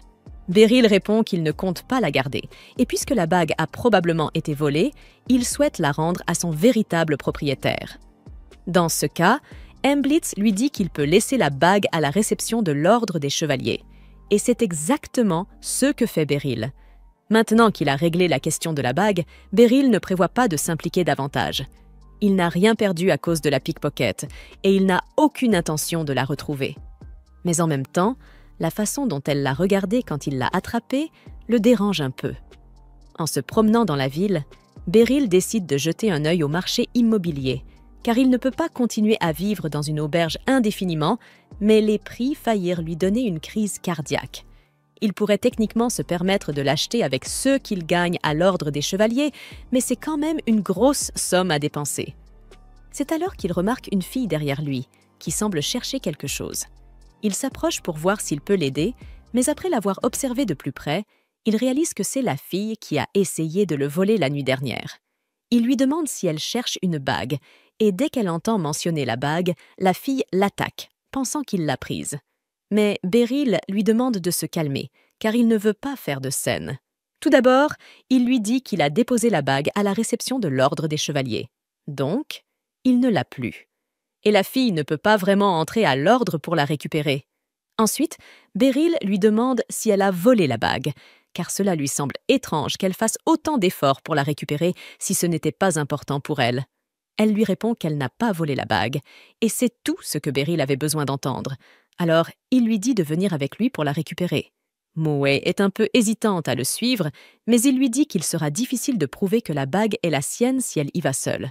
Cependant, si Beryl la soutient, cela ne devrait pas prendre longtemps pour la récupérer. Moui accepte à contre-cœur de le suivre, mais elle lui fait clairement comprendre qu'elle n'est pas ravie de la situation. Après leur arrivée au siège de l'ordre des chevaliers, Beryl récupère la bague. Mais avant de la lui remettre, il lui dit qu'il aimerait avoir une petite conversation avec elle. Juste à ce moment-là, Alucia sort, et lorsqu'elle voit Beryl en train de discuter avec Moui, la première pensée qui lui traverse l'esprit est que cela doit être son enfant secret qu'il n'a jamais mentionné. Mais Beryl le nie immédiatement. Ils se dirigent tous à l'intérieur pour que Beryl puisse expliquer toute la situation à Alucia. Et maintenant qu'elle sait ce qui se passe, elle demande à Beryl ce qu'il compte faire avec Moui. Normalement, en tant que chevalière, ce serait le travail d'Alucia d'arrêter Moui pour volume, mais Beryl ne veut pas lui causer d'ennui. Elle demande à Moui si elle arrêtera de voler si elle la laisse partir, mais Moui ne répond pas à la question et lui dit simplement de lui rendre la bague. Elle n'a clairement pas l'intention d'arrêter de voler, mais le fait qu'elle n'ait pas menti à ce sujet montre à Beryl qu'elle est une gamine honnête au fond. Alucia se souvient avoir entendu dire que Moui avait utilisé de la magie contre Beryl, alors elle lui demande si elle a utilisé un accessoire magique pour le faire, ou si c'était naturel. Moui répond qu'elle l'a fait toute seule, alors Alucia lui explique que si elle a un talent pour la magie, le royaume s'occupera de tous ses besoins pour qu'elle n'ait pas à compter sur le volume à la tire pour survivre. Moui commence à s'ouvrir un peu, alors elle explique qu'elle ne peut pas arrêter parce qu'elle doit payer 5 millions de dalks. Son patron lui a dit que si elle payait cette somme, il utiliserait la magie pour ramener sa sœur à la vie. Mais elle n'a pas assez de temps pour gagner cet argent légalement, alors elle s'est tournée vers le crime. Beryl réalise immédiatement que le patron de Moui doit lui mentir, car ramener les gens à la vie n'est pas possible. Mais il n'y a aucune chance qu'elle le croie s'il lui dit ça maintenant. Alucia décide de sortir, car elle doit vérifier quelque chose, et pendant ce temps, Beryl et Moui restent seuls. Beryl lui demande si elle aimerait manger un biscuit, et Moui refuse, mais elle a clairement faim, alors il trouve que c'est une bonne idée. Il part un moment et revient avec une miche de pain pour Moui. Dès qu'il lui tend le pain, Moui commence à le dévorer. Beryl est content d'être tombé sur elle aujourd'hui, car il s'est inquiété pour Moui depuis qu'il a vu ce regard triste sur son visage hier, alors avoir l'occasion de l'aider, même un peu, le rend heureux. Cela dit, il l'a gardée ici assez longtemps, alors il lui rend la bague, et maintenant qu'elle a ce qu'elle est venue chercher, Moui dit qu'elle va partir. Cependant, avant qu'elle ne puisse sortir, Lucie fait irruption, car Alucia lui a parlé du potentiel magique de Moui. Lucie se présente comme la chef du corps magique et invite Moui à rejoindre l'Institut magique, car les utilisateurs de magie sont toujours les bienvenus. Cependant, Moui rejette l'offre, car elle ne pourra pas gagner 5 millions de dalks à l'Institut magique. Lucie lui demande ce qu'elle compte faire de tout cet argent, et Moui lui explique qu'elle veut payer un mage pour ressusciter sa sœur décédée. Mais dès qu'elle prononce ces mots, Lucie lui dit qu'elle se fait arnaquer, car la magie de résurrection n'existe pas.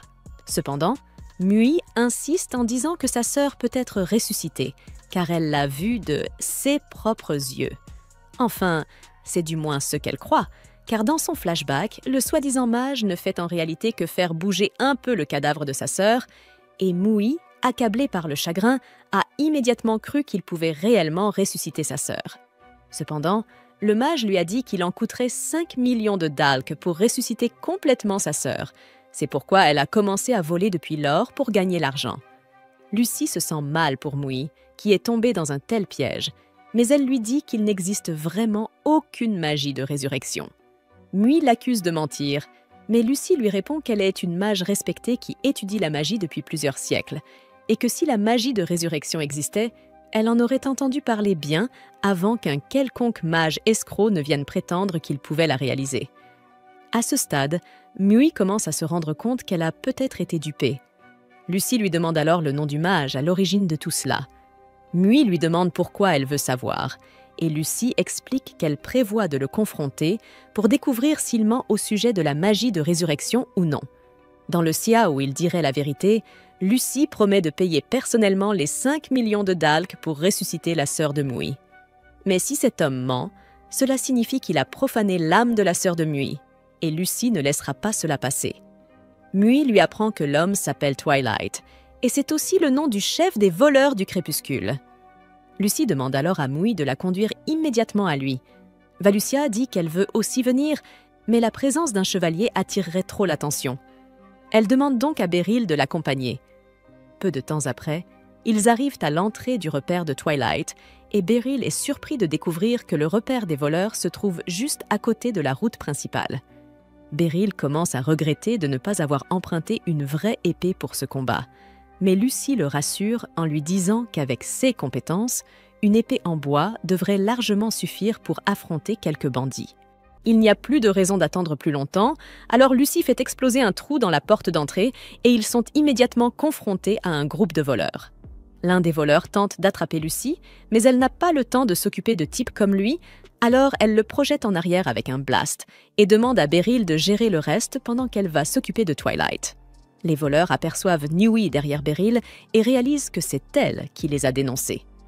L'un d'eux essaie de l'attaquer, mais Beryl le pique rapidement à la gorge. Il n'a qu'une épée en bois, donc les bandits survivront probablement, mais se faire frapper à la gorge avec une épée en bois fait sacrément mal, alors ils commencent à hésiter. Pendant que Beryl s'occupe de tout le monde à l'étage, Lucy descend dans le sous-sol pour confronter Twilight, et dès qu'il la voit, il utilise un accessoire magique pour faire tomber des boules de glace sur Lucy. Cependant, Lucy est une mage maîtresse, donc une chose comme ça ne pourra jamais l'arrêter. Elle fait fondre la glace pour s'en sortir, mais Twilight a plus d'accessoires magiques en réserve.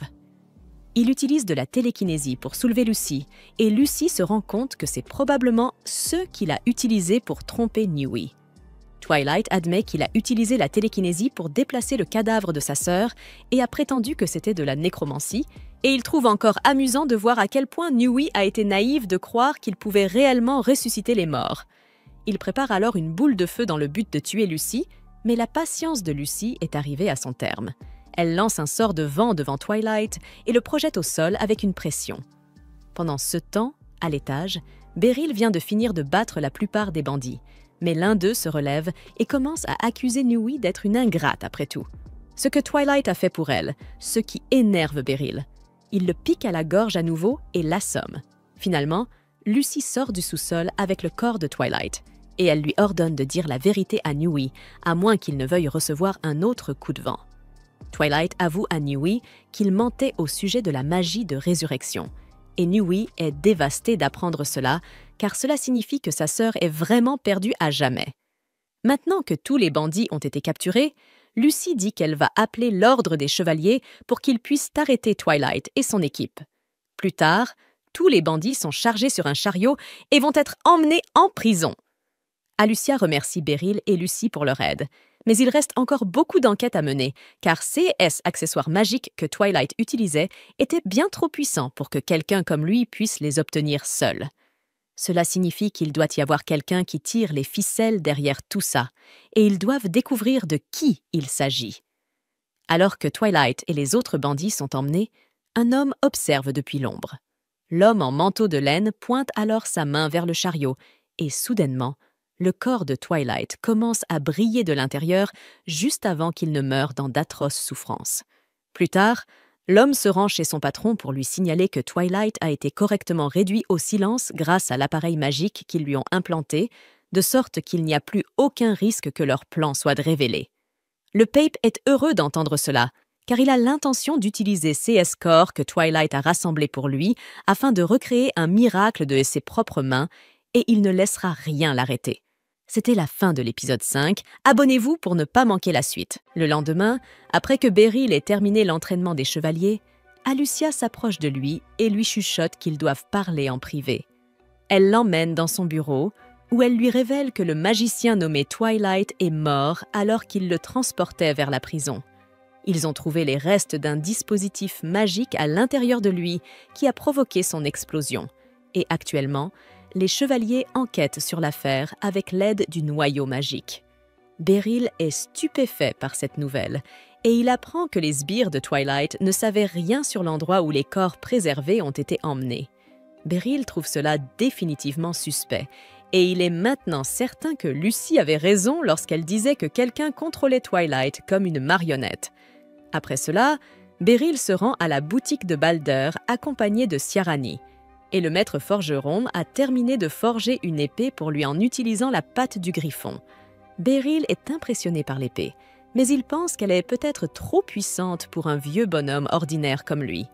Cependant, Ciarán l'encourage, disant qu'elle lui conviendra parfaitement et qu'elle a hâte de voir ses performances. Beryl lui dit qu'ils l'essaieront dès qu'ils atteindront le terrain d'entraînement. Mais alors qu'ils quittent la boutique, ils trouvent Lucy qui les attend. Elle dit à Beryl qu'ils doivent parler en privé et il dit à Ciarán que l'essai de l'épée est reporté. Lucy emmène alors Beryl dans son immense manoir et il lui demande des nouvelles de Muy.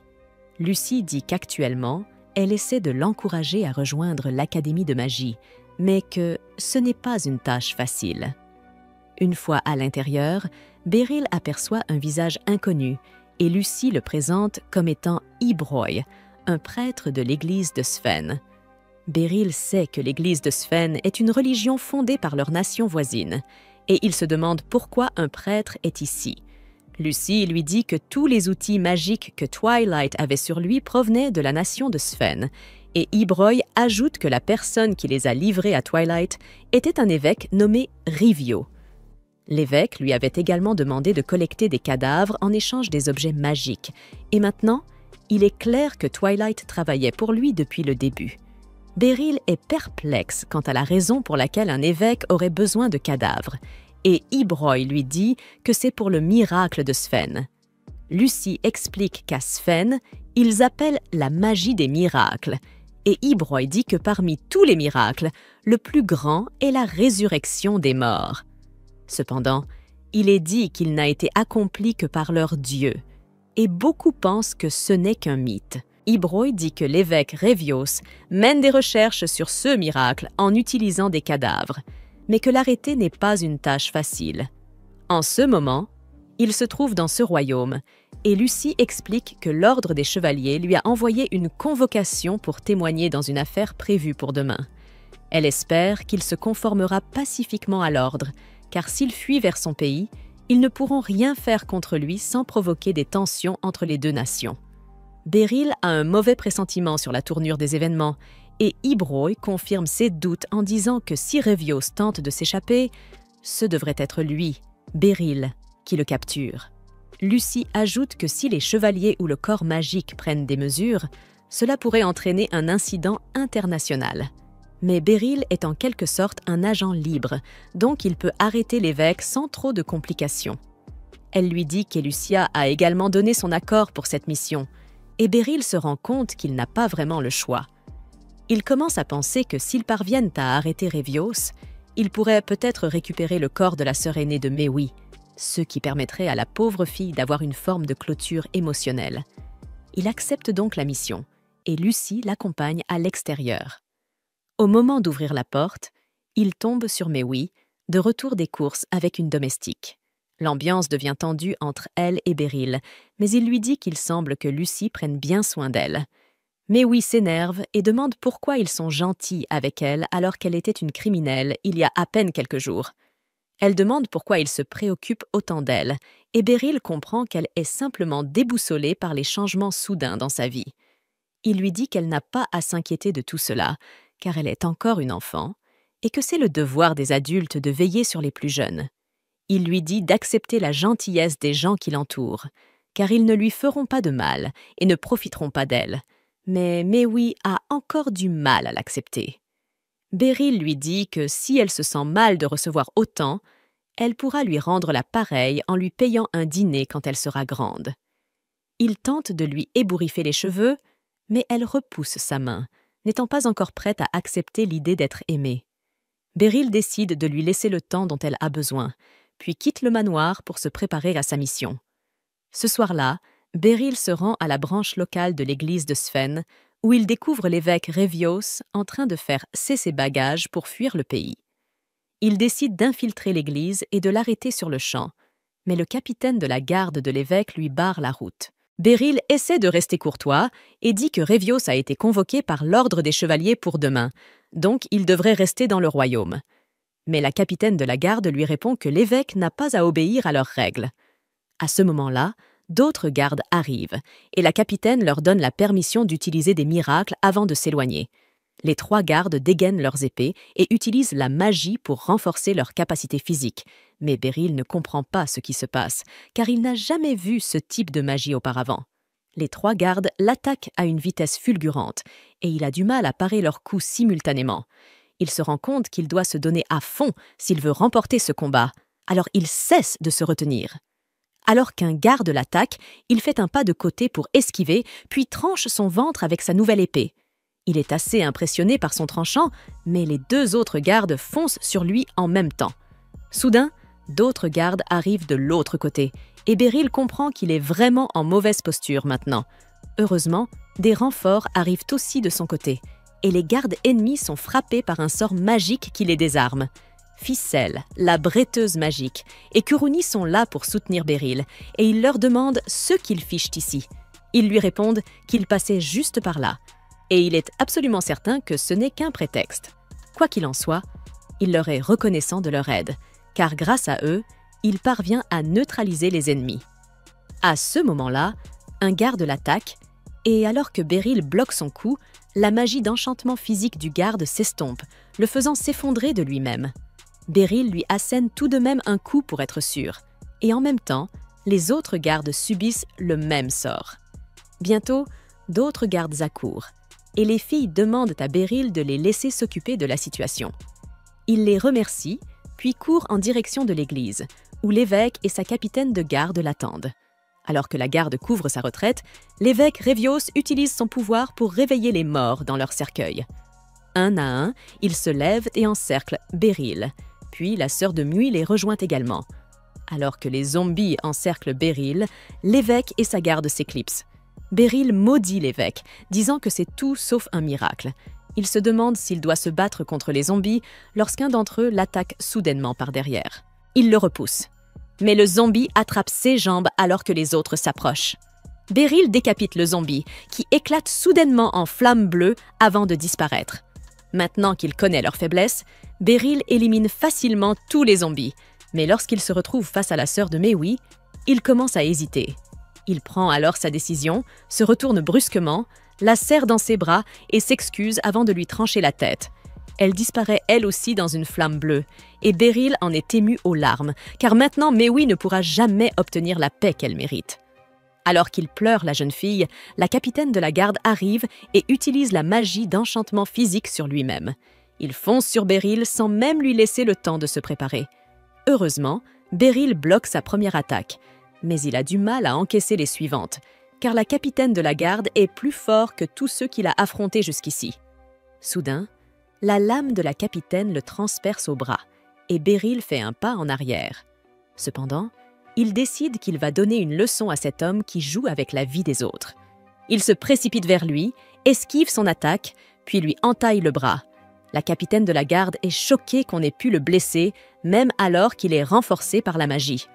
Alors, il décide de ne plus se retenir et se poignarde avec une dague magique, augmentant encore sa force. Il lance une attaque impitoyable sur Beryl qui subit de lourds dégâts, incapable de bloquer tous les coups. Malgré tout cela, il refuse de reculer et il se calme, attendant que la capitaine de la garde l'attaque à nouveau. Alors que la capitaine de la garde attaque, Beryl s'approche, esquive de justesse son épée, puis lui entaille le bras par derrière. La capitaine se retourne, mais Beryl utilise son mouvement contre lui et lui fend la poitrine. Il tombe au sol, perdant énormément de sang, mais se relève malgré tout et attaque encore Beryl. Cependant, avoir poussé son corps au-delà de ses limites se retourne contre lui. Il se met soudain à saigner de partout. Il continue quand même à avancer comme un fou, disant que s'il doit se sacrifier pour un miracle, alors il le fera. Il lève son épée une dernière fois, mais il est incapable de la battre et s'effondre au sol. Beryl est complètement stupéfait, et il lui demande pourquoi il irait aussi loin. Le garde répond simplement qu'il ne comprendra jamais, puis atteint le point de 0 PV, mourant enfin. Beryl sort de l'église et découvre que Kuruni et Ficelle ont déjà arrêté l'évêque. Il les remercie pour leur aide, puis se tourne vers Rivios en lui disant qu'il paiera pour ses actes impies. Rivios, lui, s'en fiche complètement et déclare que le royaume de Sven est condamné tant que l'Église ne gagnera pas plus de pouvoir, et qu'en tant que croyant de leur Dieu, il est de son devoir de tout faire pour débloquer de nouveaux miracles. Beryl est abasourdi par le délire du vieil homme, mais sa mission est officiellement terminée. Le lendemain, il fait son rapport à Lucy, qui le félicite, mais il reste déprimé de ne pas avoir pu aider Méoui. Lucy lui dit de la suivre au lieu de se plaindre, car elle lui a préparé une belle récompense pour avoir accompli sa mission. Elle l'emmène dans une jolie maison située dans un endroit agréable et lui annonce qu'il peut l'avoir en guise de récompense. Beryl est surpris par ce cadeau, mais comme il comptait justement acheter une maison, il l'accepte avec plaisir. Il ouvre la porte pour entrer, mais a une autre surprise. Il voit Méoui en train de nettoyer le sol. Beryl lui demande ce qu'elle fait là, et Lucy répond qu'elle va vivre ici à partir de maintenant. Il ne comprend pas, alors elle explique que Méoui va s'inscrire à l'académie de magie, mais qu'elle a besoin de l'autorisation d'un tuteur pour cela, et qu'elle a décidé de nommer Beryl comme son tuteur. Lucy dit que c'est tout naturel qu'ils vivent ensemble, puis demande à Méoui de faire confiance à Beryl, car c'est un adulte bienveillant qui se soucie réellement d'elle. Méoui écoute en silence, puis ouvre la porte devant elle en disant que c'est cette chambre qu'elle veut. Et ainsi, tous les deux commencèrent une vie tranquille et ordinaire dans cette charmante petite maison que Beryl avait justement méritée après tant de boulots difficiles. Un jardin, de l'eau courante, même une baignoire. Au bout de 5 jours, l'homme de la campagne avoua qu'il ne s'était pas encore tout à fait habitué à la vie dans la capitale, mais il tenait bon, faisant ce qu'il pouvait. Après tout, il n'aurait jamais imaginé qu'il finirait par vivre avec une adolescente, surtout une qui n'était pas exactement facile à vivre, à cause de son passé troublé. Beryl faisait de son mieux pour être aimable et serviable. Il cuisinait, proposait de laver son linge, mais on aurait dit qu'elle tenait à garder ses distances. Elle avait même cette habitude de demander la permission pour aller aux toilettes, l'obligeant à lui rappeler que c'était chez elle aussi, qu'il n'était pas nécessaire d'être aussi formel. Plus tard, dans la journée, alors qu'il marchait côte à côte dans les rues de la ville, Beryl repensa au fait qu'il avait l'habitude de travailler avec des filles de son âge au dojo. Mais vivre avec l'une d'elles, c'était une toute autre histoire, et les choses n'allaient faire que se compliquer si elle continuait à ériger ce mur émotionnel. Essayant de briser la glace, le sabreur lui acheta une brochette chez un vendeur de rue, quelque chose que Kuruni et Faisal lui avaient recommandé, et il se dit que sa fille adoptive pourrait bien aimer ça aussi. Dans sa tête, c'était l'opération marcher, manger et parler, sa grande stratégie pour combler le fossé émotionnel entre eux. Ensuite, Beryl emmena Méoui au théâtre et l'invita à voir une pièce. Venant de la campagne, il n'avait jamais eu l'occasion de faire quelque chose de ce genre. Timidement, Méoui accepta, et ainsi, tous les deux passèrent tout l'après-midi à regarder une histoire dramatique se dérouler sur scène, une histoire d'amour compliquée et chaotique. Après coup, Beryl pensa que l'expérience en valait largement la peine. Méoui, de son côté, fut agacée par l'égoïsme du personnage principal, mais au fond, elle avait plutôt apprécié le spectacle. Beryl n'était pas d'accord, pour lui, c'était l'héroïne qui était égoïste. Il espérait malgré tout que leur petit débat déclencherait une vraie conversation et les rapprocherait un peu. Mais le lendemain, la distance entre eux était encore parfaitement évidente. Gardinette, son tuteur, essaya de l'accompagner pour s'inscrire à l'Institut de magie, mais elle voulait visiblement s'en occuper seule. Malgré tout, il resta avec elle jusqu'à ce qu'ils atteignent les grilles de l'école. Là, Beryl fut surpris de voir des élèves dans la cour utiliser la magie pour faire léviter un énorme rocher. Peu après, une enseignante nommée Kinera Fine s'approcha d'eux et leur proposa gentiment de leur faire visiter l'école. Beryl, un peu maladroit, accepta, tandis que Maui se figea d'une manière à la fois inattendue et plutôt adorable. Kinera rit doucement en voyant à quel point ils étaient nerveux tous les deux, puis les guida à travers les couloirs. En marchant dans les vastes corridors, Beryl fut impressionné. Même les fenêtres étaient en verre. Quand Kinera demanda qui lui avait parlé de l'institut, le sabreur répondit avec désinvolture que c'était, vous savez, la commandante Diamond en personne. L'enseignante resta stupéfaite d'apprendre que la directrice les avait invités personnellement. Quelques élèves passèrent près d'eux et saluèrent Kinera avec respect. Beryl fit remarquer à quel point ils étaient polis. Et elle expliqua que chaque élève ici avait le potentiel de devenir le mage le plus puissant du pays. La politesse faisait donc partie du programme. Cela dit, Beryl se demanda en silence combien de temps il faudrait à Maui pour s'adapter aux méthodes de l'école. Kinera les conduisit dans une salle et expliqua que Maui n'aurait pas besoin de passer d'examen d'entrée. Sa lettre de recommandation de la directrice lui garantissait l'admission automatique. Tout ce qu'elle avait à faire, c'était de choisir une spécialisation en fonction de ses forces et de ses faiblesses. Un peu gênée, Maui avoua qu'elle ne savait invoquer que du feu. Kinera lui conseilla alors de considérer la magie offensive. Elle poursuivit en expliquant les 5 catégories: magie offensive, défensive, de soins, d'amélioration et de vie quotidienne. Les sorts de feu, bien entendu, relevaient de l'offensif. En plus de cela, Maui devait aussi décider si elle voulait vivre dans le dortoir de l'école ou non, alors Kinera lui fit visiter l'endroit pour qu'elle puisse faire un choix éclairé. Dès que Maui entra, sa mâchoire se décrocha. Le dortoir était immense et magnifique. Dans la cafétéria, les élèves recevaient 3 repas équilibrés par jour. En ce qui concernait les bains, Kinera précisa que leur accès fonctionnait selon un emploi du temps rotatif, donc il n'y avait pas beaucoup de temps pour se détendre. Enfin, Maui eut un aperçu de l'une des chambres meublées dans laquelle elle pourrait loger, si elle le souhaitait. En sortant, après avoir avoué que le dortoir semblait tout droit sorti d'un rêve, Beryl l'invita à déjeuner dans le quartier central avant de rentrer. Au fond de lui, il espérait qu'elle saisirait l'occasion de vivre dans un endroit aussi formidable, même s'il s'inquiétait qu'elle ait du mal à s'intégrer avec les autres enfants. Peut-être qu'il la trouverait étrange, ou peut-être qu'elle ne se comportait ainsi qu'avec les hommes plus âgés et qu'elle s'ouvrirait davantage auprès de garçons de son âge. Finalement, ils arrivèrent à une charcuterie, mais l'endroit était bondé, alors Beryl décida de chercher un autre endroit. C'est alors que Surena apparut soudainement et invita son ancien maître à partager une table. La première chose que fit Beryl fut de la remercier pour la nouvelle épée. Elle écarta la remarque d'un geste, disant que c'était bien la moindre des choses. Après une autre gorgée de sa chope, elle demanda qui était la fille avec lui. Beryl marqua une pause, essayant de deviner par où commencer pour expliquer une histoire aussi compliquée.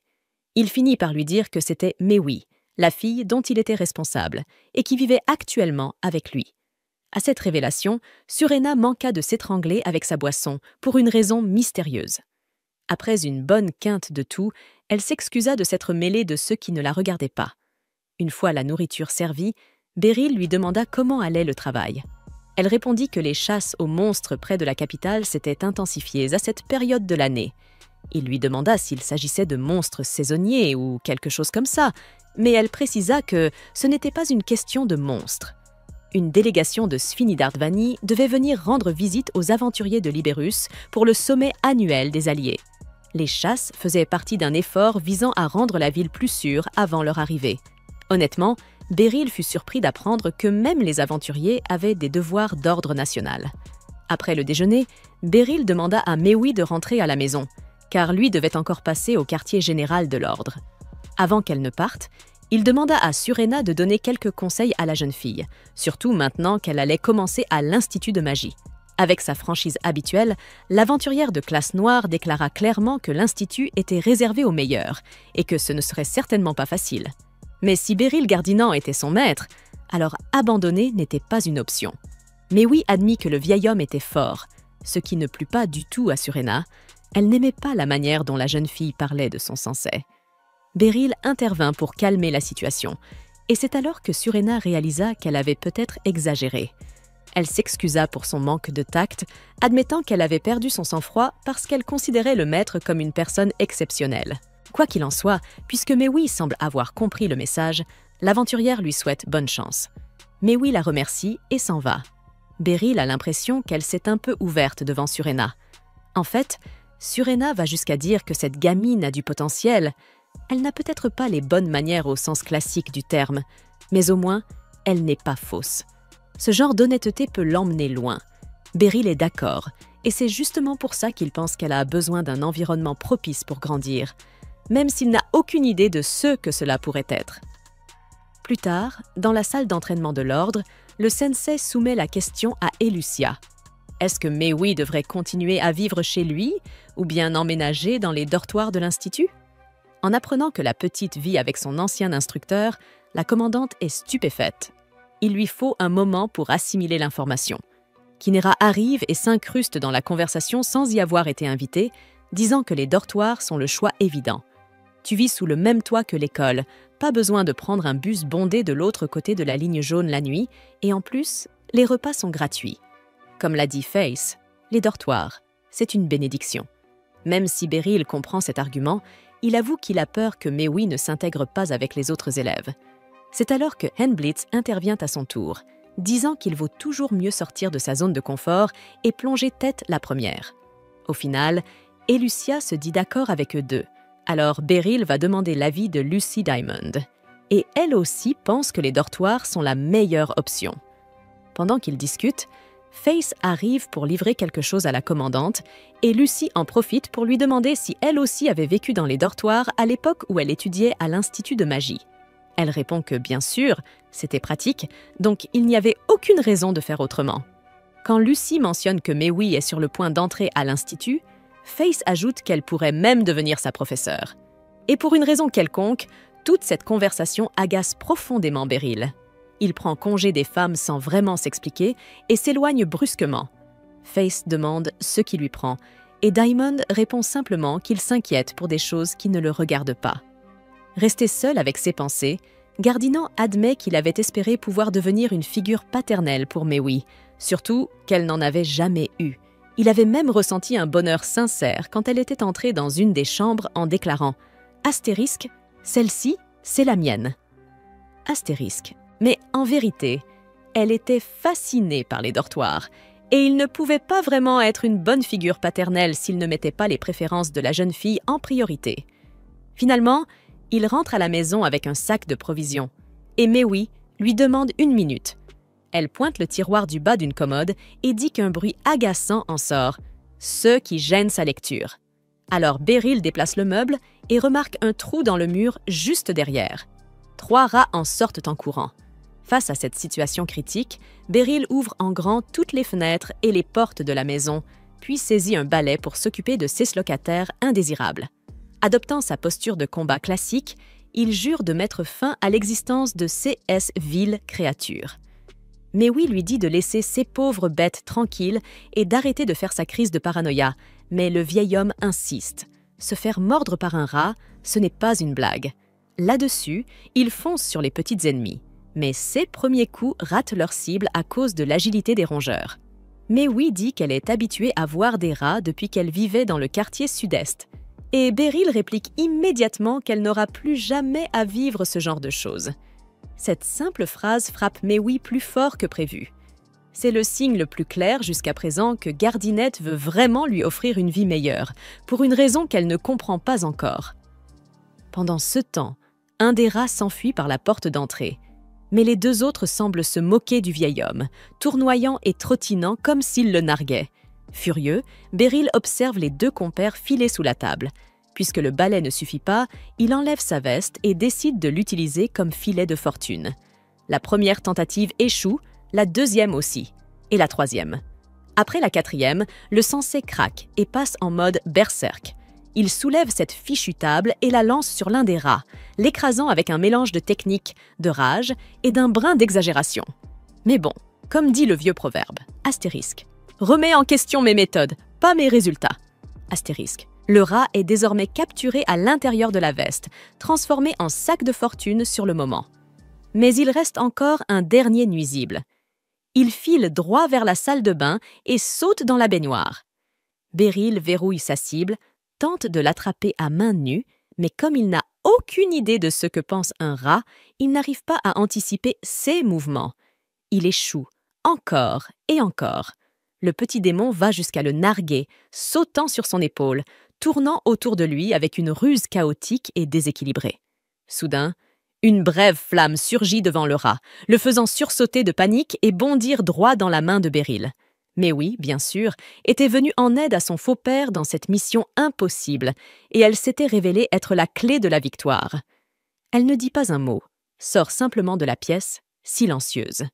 Quant au rat, fou de rage d'avoir été vaincu, il mord la main de son ravisseur pour être catapulté par la fenêtre la seconde suivante. Et là, on se demande, était-ce une punition ou une libération? Plus tard dans la soirée, Beryl revient à la maison avec un répulsif qu'il avait acheté chez un patron de bar du coin. Il le place juste à l'entrée du trou dans le mur, puis remet la commode en place et annonce qu'il va préparer le dîner. Mais oui, si elle veut, peut lire quelque chose pendant ce temps. Alors que la marmite commence à bouillir, une chaleur douce s'installe dans sa poitrine. Juste le fait que Mewil l'ait appelée en entendant un bruit étrange le fait se sentir utile, voire indispensable. Et au final, elle était intervenue pour l'aider.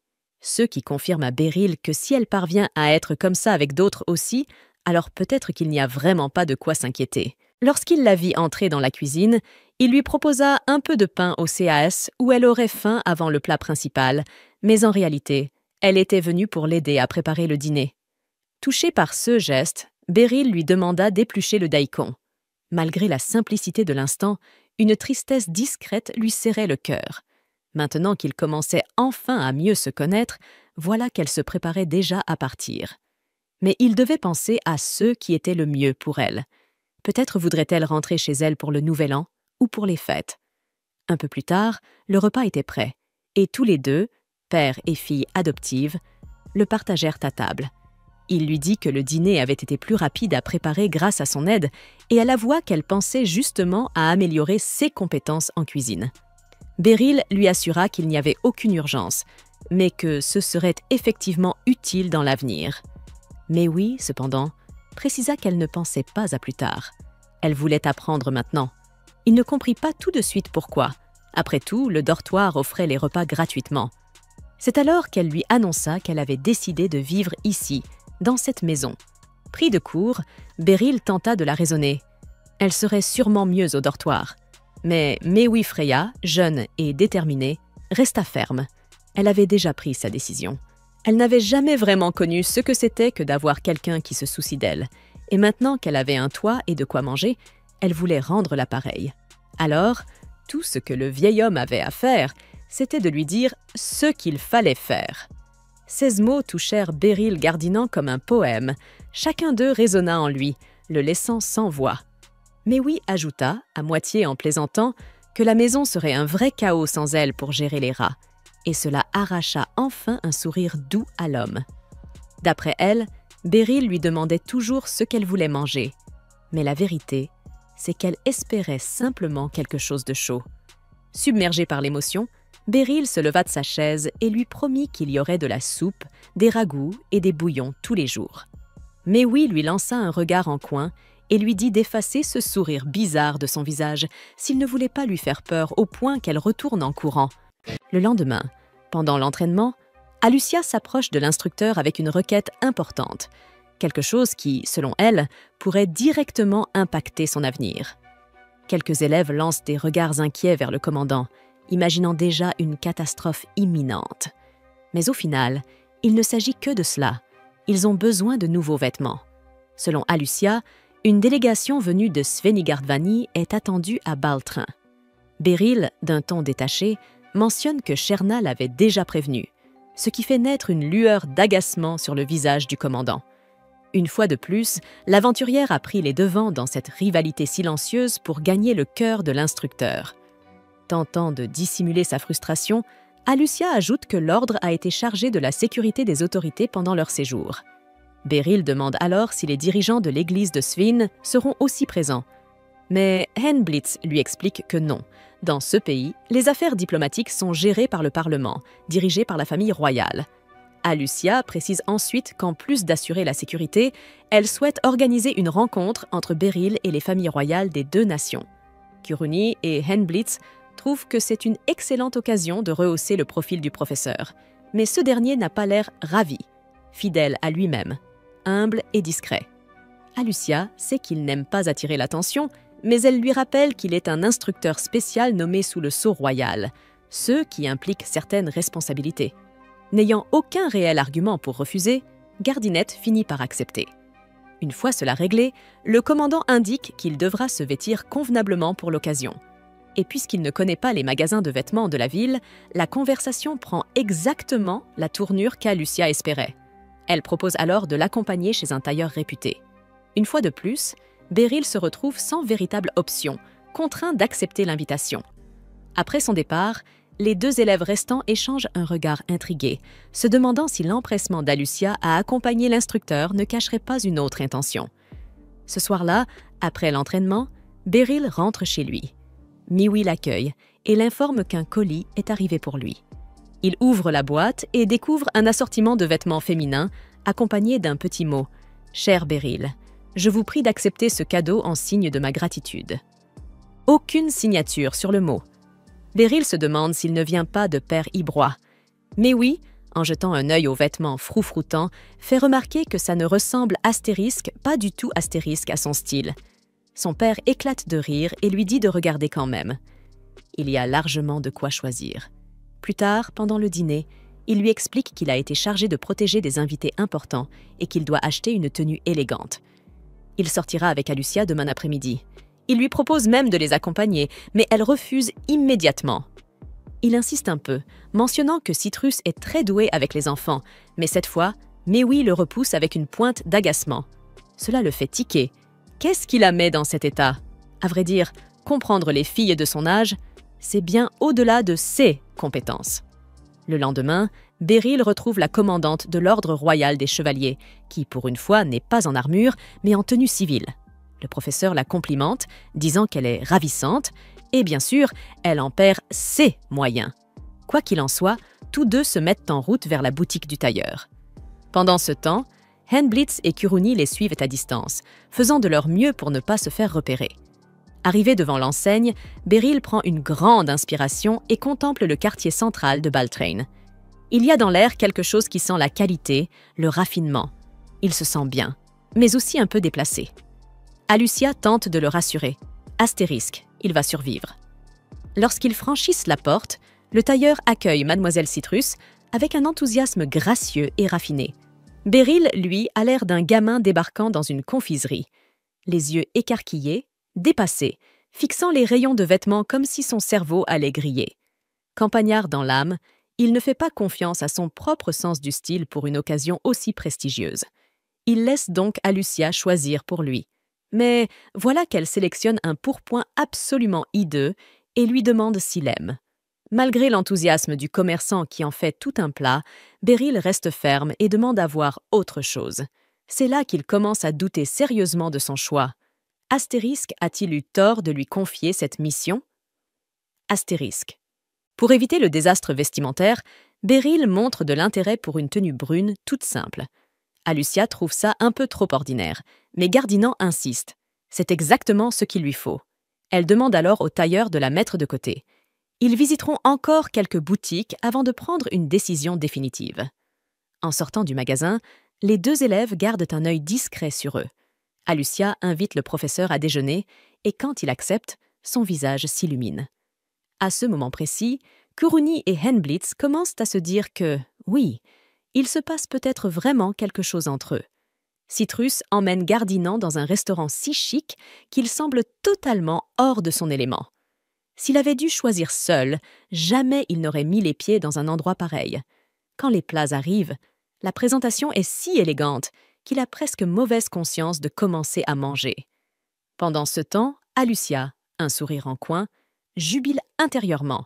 Elle a réussi à transformer cette sortie en astérisque vrai, rendez-vous astérisque, tout en prétendant que ce n'en est pas un. Elle éclate de rire toute seule. Beryl, un peu surpris, lui demande si tout va bien, et elle se rend compte qu'elle a peut-être poussé le jeu un peu loin. Cachés derrière une plante décorative, Blitz et Kuruni assistent à la scène. Jamais ils n'avaient vu leur commandante aussi rayonnante. Kuruni glisse même que, cette fois, c'est un astérisque vrai astérisque rendez-vous. Profitant de l'instant pour la taquiner, Drought lui répond que, dans ce cas, eux aussi sont en rencard. Mais Kuruni s'empresse de lui prouver, avec véhémence, que astérisque ce n'est absolument pas pareil. À la tombée du jour, Beryl et Alucia rentrent chez eux. Malgré toutes les boutiques visitées, il finit par garder la toute première tenue. À un moment, un souvenir traverse l'esprit d'Alucia. Ce jour où le professeur avait pris la responsabilité à sa place après qu'elle se soit rendue seule dans un dojo voisin pour récupérer un accessoire de cheveux et s'était mise en danger. Ce jour-là, il l'avait invitée à manger pour lui remonter le moral pendant qu'elle pleurait. Il n'avait finalement rien mangé. Mais aujourd'hui, c'était un peu comme si ce moment, inachevé, avait enfin trouvé sa fin. Sans le dire à voix haute, Alucia lui fait ses adieux. Et chacun reprend le chemin qui est le sien. Gardant un œil attentif sur la scène, Kuruni remarque que la commandante ne quitte pas le professeur des yeux alors qu'il s'éloigne. Pendant ce temps, Blitz s'approche de sa supérieure et lui avoue, l'air de rien, qu'il l'avait espionnée toute la journée. Étonnamment, elle ne montre aucun signe d'embarras. Elle lui répond calmement qu'elle n'a rien à cacher, peu importe ce qu'il aurait pu voir.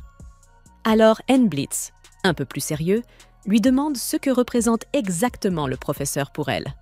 Le lendemain, pendant l'entraînement, Kuruni s'excuse d'avoir fui juste après que Blitz ait tout avoué à leur supérieur.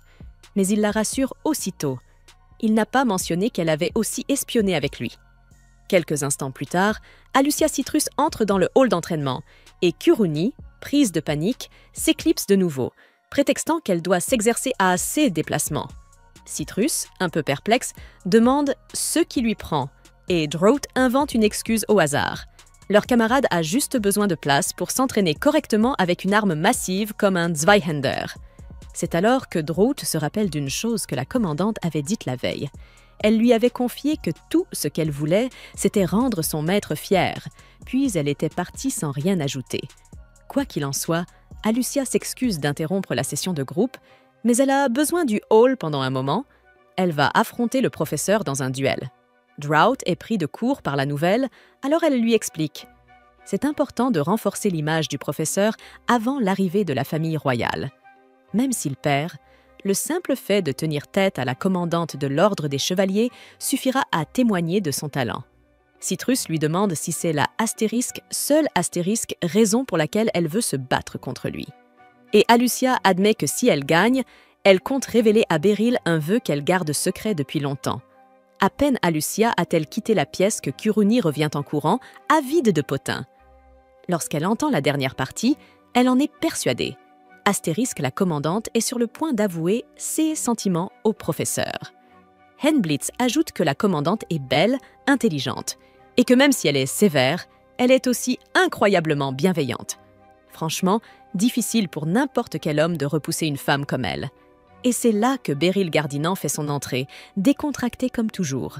Un simple gars de la campagne, à l'aise dans ses bottes. Alucia, sans perdre une seconde, le défie en duel. Beryl trouve tout cela un peu soudain, mais hausse les épaules et accepte sans broncher. Ils prennent place au centre du hall d'entraînement, entourés par les autres élèves, avec Drought, le camarade d'Blitz, dans le rôle de l'arbitre. Tenant sa fidèle épée en bois, Beryl réfléchit un instant. Cela fait des années qu'il n'a pas croisé le fer avec cette fille, aujourd'hui devenue commandante de l'ordre. S'il elle y va à fond, il n'a aucune chance. Mais bon, ce sera un excellent exercice. De son côté, Alucia sourit et le prévient. Si on la surnomme Éclair, ce n'est pas pour rien. Il va bientôt comprendre pourquoi. Blitz donne le signal, et Éclair porte bien son nom. Dès la première attaque, la vitesse de son mouvement est fulgurante. Il est clair que ce surnom n'est pas volé. Un coup comme celui-là aurait mis n'importe quel adversaire à terre. Mais elle savait déjà que son maître le bloquerait. Beryl comprend immédiatement qu'elle ne plaisante pas. Il reste sur ses gardes, détournant un à un les assauts avec précision. Après 3 parades nettes, il parvient à la repousser. Elle admet, un peu surprise, que personne n'avait encore bloqué 3 de ses coups d'affilée. Malgré ce compliment, Beryl reste inquiet. Elle ne laisse échapper aucun indice sur ses intentions. Chaque mouvement est aussi rapide qu'imprévisible. Il sait qu'il ne pourra pas se contenter de défendre éternellement. Un faux pas, et tout sera fini. Alors, après avoir paré une nouvelle attaque, il se jette en avant, espérant tester la défense de son élève. Mais le plan tourne court. Citrus réplique avec une telle intensité qu'il est contraint de reculer, et elle parvient même à le toucher légèrement à la jambe. Le combat est rude, mais Beryl refuse d'abandonner. S'il perd maintenant, cela ne ferait que conforter Alucia dans l'idée qu'elle a encore besoin de progresser. Après une combinaison éclair qui le déséquilibre, Alucia recule d'un pas, un sourire aux lèvres. Elle est heureuse, sincèrement reconnaissante d'avoir pu montrer à son maître tout ce qu'elle a appris à ses côtés. Face à une adversaire aussi redoutable, Beryl redouble de concentration, décidée à ne laisser passer aucun mouvement. Et soudain, une idée lui traverse l'esprit. Peut-être qu'elle n'est pas si rapide que ça. Peut-être que c'est la façon dont elle utilise ses appuis, notamment son genou, qui rend ses attaques si imprévisibles. Évidemment, comprendre cela ne rend pas le combat plus facile. Elle bouge comme si elle avait des yeux derrière la tête. Même lorsqu'elle rate, elle esquive les contre-attaques comme si de rien n'était. À ce stade, Beryl sait qu'il ne pourra pas gagner dans un duel loyal. Et juste au moment où Alucia repère une ouverture près de ses côtes et s'élance pour porter le coup décisif, il attrape sa cape et la tire au sol, marquant son tout premier point. Kuruni s'exclame, stupéfaite. « Attends, c'est autorisé ça ?» Drought hausse simplement les épaules. Dans un vrai duel, il n'y a pas de règles. Et honnêtement, il n'y a que Gardinant qui aurait le cran de faire ça contre la commandante de l'ordre. Kuruni hoche vigoureusement la tête. Elle ne peut qu'être d'accord. Citrus déclare l'instructeur vainqueur. Il salue son talent à l'épée, ajoutant même qu'elle est peut-être trop douée, car tous les adversaires ne joueront pas selon les règles. Et c'est une leçon qu'elle ne devra jamais oublier, surtout face à la vraie loi. À ce moment-là, la cloche de midi retentit. Beryl s'éloigne tranquillement pour aller déjeuner, tandis que Kuruni et N-Blitz s'approchent de la commande. Kuruni admet une fois de plus qu'elle ne pourra jamais atteindre le niveau d'Elucia. Puis, intriguée, elle lui demande ce qu'elle comptait dire au maître si elle avait gagné le duel. Elucia esquisse un sourire. « Je comptais lui demander de m'acheter des vêtements. » Elle explique qu'elle a trouvé ça juste. Après tout, il s'est bien offert une nouvelle tenue. Alors pourquoi ne pas lui en prendre une aussi? Et puis, c'est lui qui a insisté pour payer. « Franchement, je pige pas, » commande Kuruni, confuse. Ça n'a aucun sens. Malgré ça, elle se sent un peu bête d'avoir cru que la commandante allait faire une déclaration d'amour à leur professeur. Embarrassée, elle s'éclipse à nouveau, la honte visible jusque dans sa démarche. Mais N-Blitz n'est pas dupe. « Tu n'as vraiment aucune intention de lui avouer ce que tu ressens ?» demande-t-il. Et Lucia reprend son sérieux. « Comme je l'ai déjà dit, tout ce que je veux, c'est le voir heureux. Même si, oui, ce serait encore mieux si j'étais la raison de ce bonheur. » N-Blitz laisse échapper un petit rire. « Tu sais, pendant un moment, j'arrivais même plus à savoir pour qui je voulais la victoire, » avoue-t-il. Et Lucia hoche la tête. « Moi non plus, » murmure-t-elle. Ce soir-là, à la maison, pendant le dîner, le maître raconte à Mewi qu'il a bien failli se faire laminer pendant son duel contre Alucia. Heureusement, il a pu retourner la situation au bon moment. Il admet en toute honnêteté qu'elle a vraiment montré toute l'étendue de son talent aujourd'hui. Mewi, elle, n'a aucun doute. « Cette Alucia, je suis sûre qu'elle veut que t'aies Dieu que pour elle. » Elle enchaîne. C'est elle qui t'a traîné faire du shopping, et maintenant elle lance un duel juste pour pouvoir se coller à toi. C'est évident. Cette fille, elle veut monter dans le Glock. Beryl lève aussitôt la main, l'air désabusé. « Stop, on arrête avec tes délires, là. »« Quoi? Je dis la vérité, non? » Alucia est mon élève, et il y a quand même une sacrée différence d'âge. La gamine secoue la tête. Pour elle, il s'embourbe dans des détails qui n'ont pas d'importance. Mais lui, au fond, pense que le vrai problème, ce serait justement de faire comme si tout ça n'avait aucune astérisque importance.